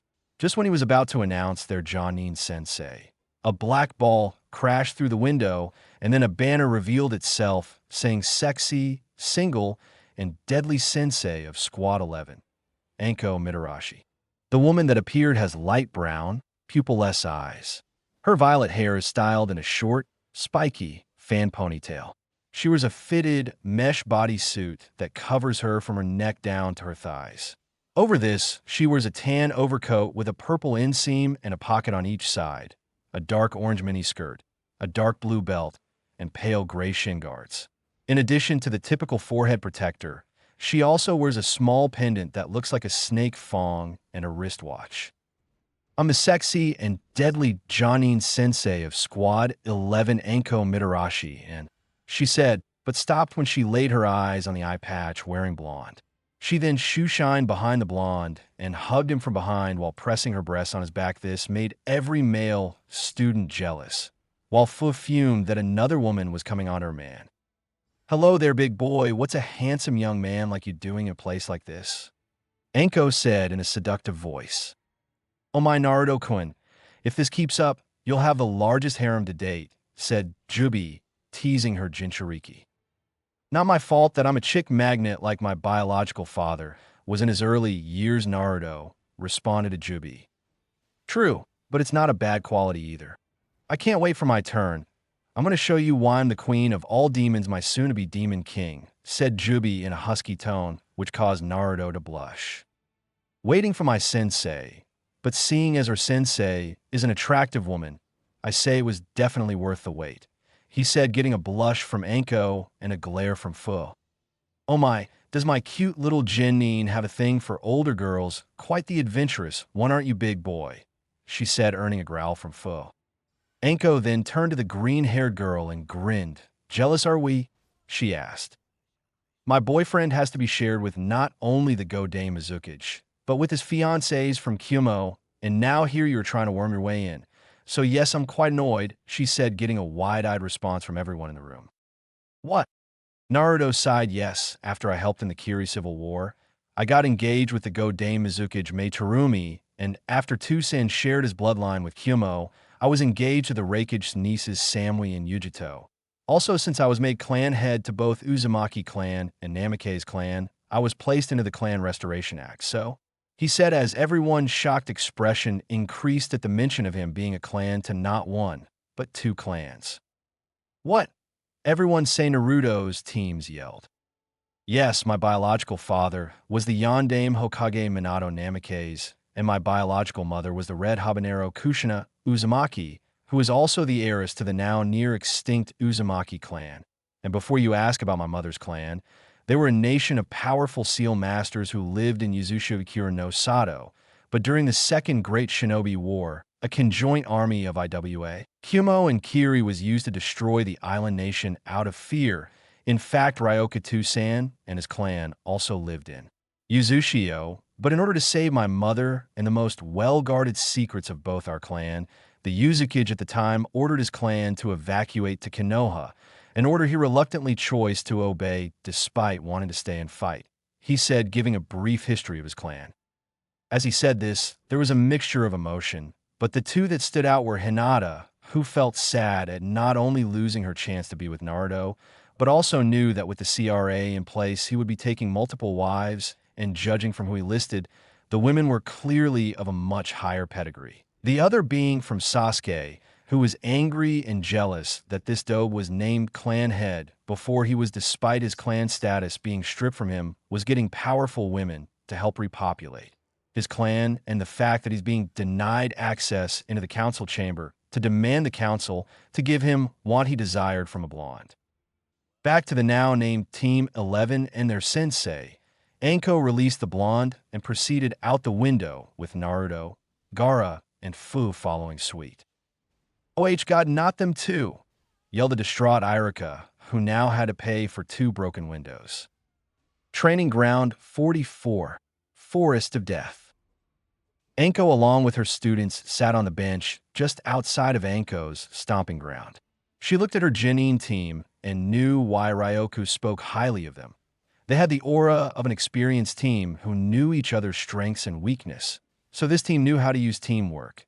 So they already passed the true Genin test, which in this case was a lot easier than expected. But she seriously didn't want to have a mock battle with a team that ended the bloodline purge in Kiri and had killed Kisame Hashigaki if the large sword she saw Naruto carry during the academy final exam was any indication.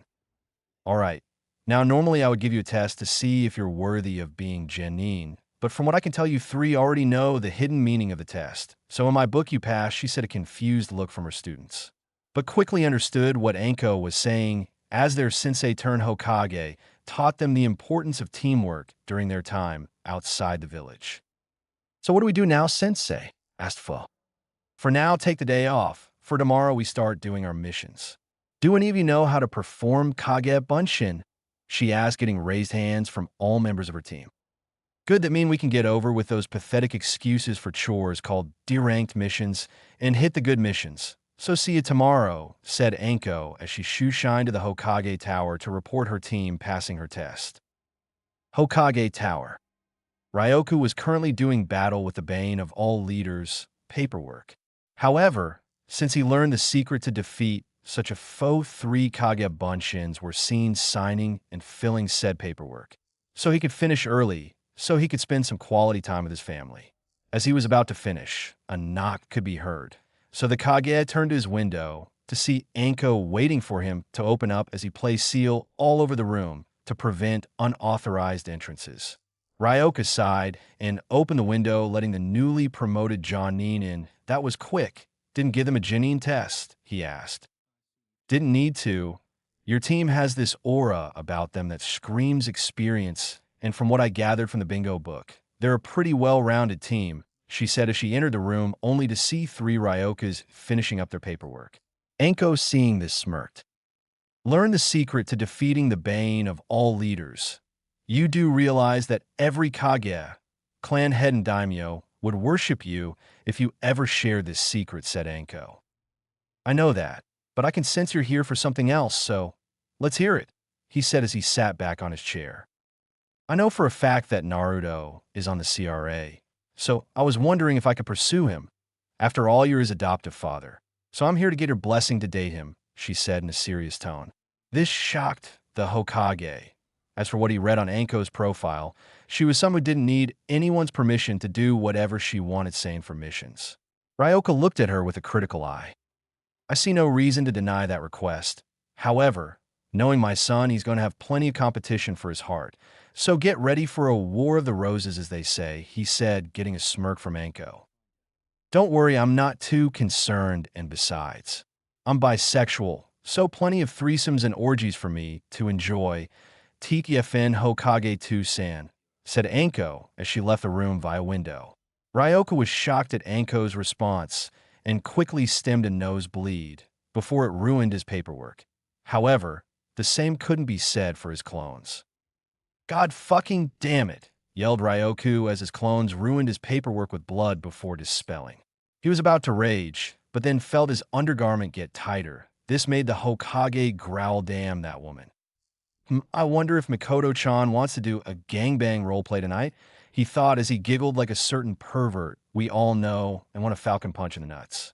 That or have him stick his D***K in a bullet ant nest and listen to the wonder orchestra that is Jiraiya writhing in pain. And cue evil laugh. Uchiha compound. Mikoto was getting dinner ready when all of a sudden she felt a chill down her spine and was aroused by it. Oh my, I wonder if I'll be able to walk straight after tonight, she thought as if she knew what was her husband was thinking about right this minute. Next day, Hokage Tower office. It's been a whole day since Team 11 became official, and knowing most of the Jonin senseis, they decided that today they would give their Genin teams their tests.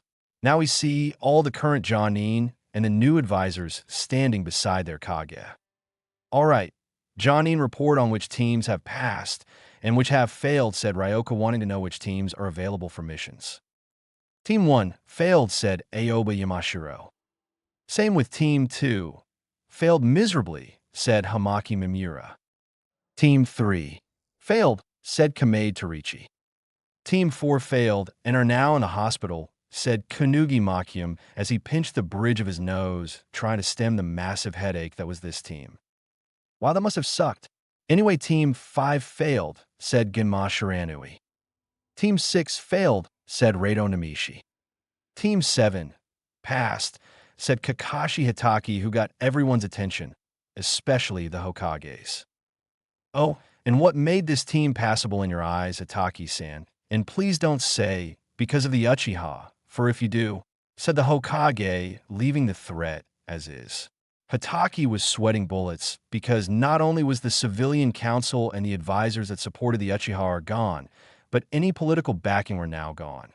So if he said the wrong thing here and now, there goes his career as a shinobi.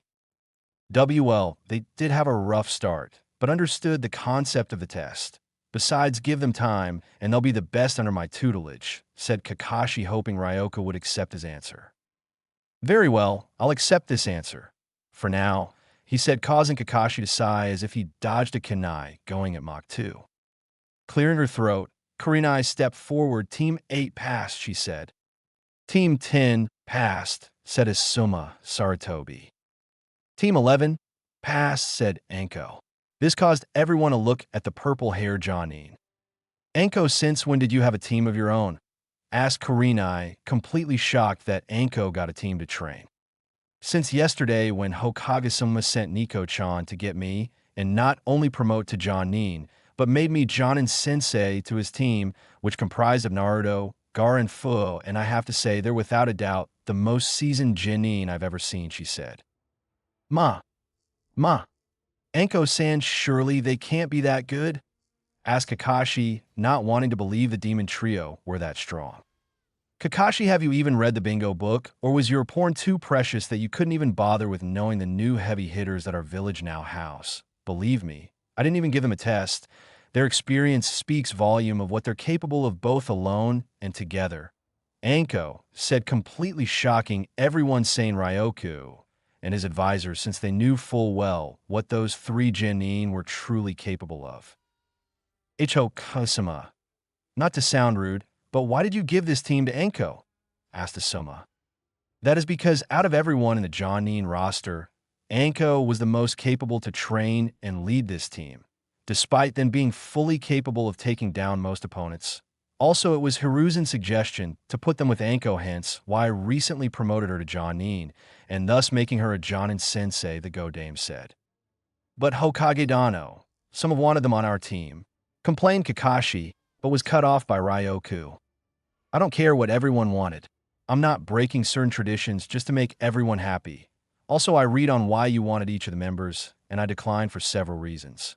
Kurenai, you wanted Fu because her ability to use insects is similar to Aburame-san, thus making her an excellent tracker, especially with her ability to fly. However, I declined your request because Fu-san wanted to be with her fiancé, and believe me, splitting them up would have resulted in the Hokage Tower being reduced to rubble, he said, remembering that Fu was similar to Tsunade in terms of raw strength. Asuma, you wanted Gara-san because his abilities to use sand would have been useful your team's dynamics in the capture and interrogation department. However, I declined your request because Gara-san wanted to remain with his brother and sister, something I can agree with. He said, getting an understanding look from Asuma, as he too would know that if he had developed a deep friendship with anyone on his team, he would never want to part with them. And lastly, Kakashi, you wanted Naruto, so he and Sasuke could develop a strong rivalry. Well, I denied that one personally because not only was that reason total bullshit, but you would have held him back while personally trained the former Uchiha brat to kill my adoptive son, he said, getting a wide eye from everyone. Kaisama, what are you?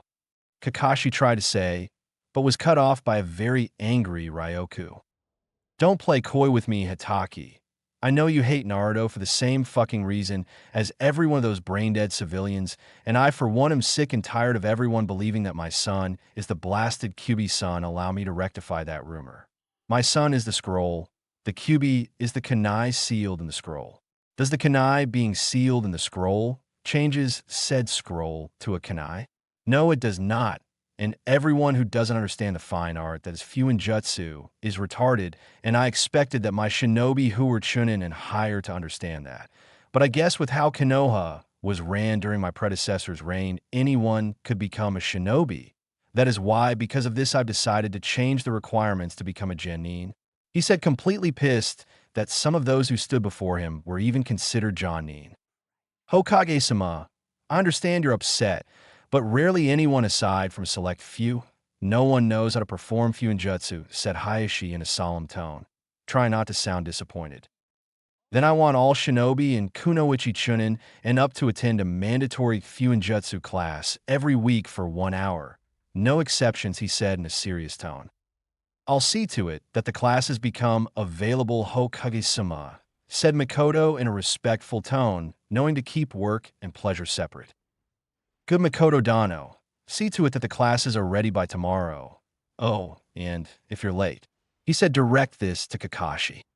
I'll demote you to Chunin and put you on gate duty personally, he said, getting his message across as the horrified looks from his jonin were apparent. That goes for you too, Umbu-san, he said to his hidden guards who appeared before him.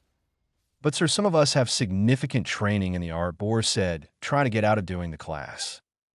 Oh, then I guess those who do wouldn't have any problem performing 3 level 4 seals, which is the average level for most shinobi tomorrow, he said, getting his umbu to nervously shiver as they only knew level 1 and 2 sealing arts.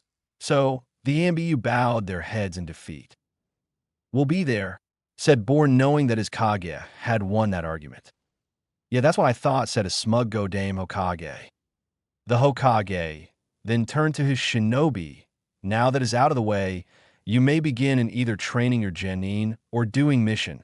Until the next hearing, dismissed, Ryoku said as his jonin, and Umbu shoe-shined out of his office, leaving the Hokage and his advisors. Wow, that was intense, said Hiruzen as he walked over to the sofa. I know what you mean, Saname-sama. Hokage Dano had them all by the throat, something I've only seen quite a few times with both you and Yandame-sama, said Hayashi, as he unsealed some tea and a plate of traditional cookies. Well, I for one am somewhat disappointed with some of the current Umbu, jonin, and Chunin who had a hand in the assault on my adopted son, said Mikoto as she picked up a cup of tea and took a sip. Those who can't tell the difference between a kunai and a scroll are usually the ignorant who knows next to nothing about the ninja arts, and it's a shame that there are ninja who are no different than the civilians, Ryoku said as he sat next to Mikoto and grabbed a cookie. So, other than that, what do you think of the current teams so far besides Anko's team? Asked Hiruzen, who took out his pipe, then proceeded to stuff some tobacco into the pipe, light with a low-level Katan Jutsu, and took a drag before exhaling a stream of smoke. So far, I trust Kurinai and Asuma to give each of their students the attention they need and will help guide them grow stronger as a team. Team 7, however, knowing Kakashi, he'll most likely train Sasuke while leaving the other 2 to their own devices, Ryoku said as he ate the cookie in one bite. This prompted Mikoto to elbow him in the gut. How can you be sure? Asked Hayashi as he went seeing Mikoto elbow Ryoku. Gulp, Kakashi is an 8th-grade hypocrite who'll say some fancy line, but when the chips are down, he'll play favorites. Such a shame. Sometimes I wish Minato's other students were alive. Rin and Obito were some of the best shinobi upstarts I've ever seen since Minato-sama and Kushina-sama, he said, giving a sideward glare at Mikoto, who ignored her husband as she drank her tea. That is something we can all agree on, Mikoto said in a solemn tone, getting a nod from everyone in the room.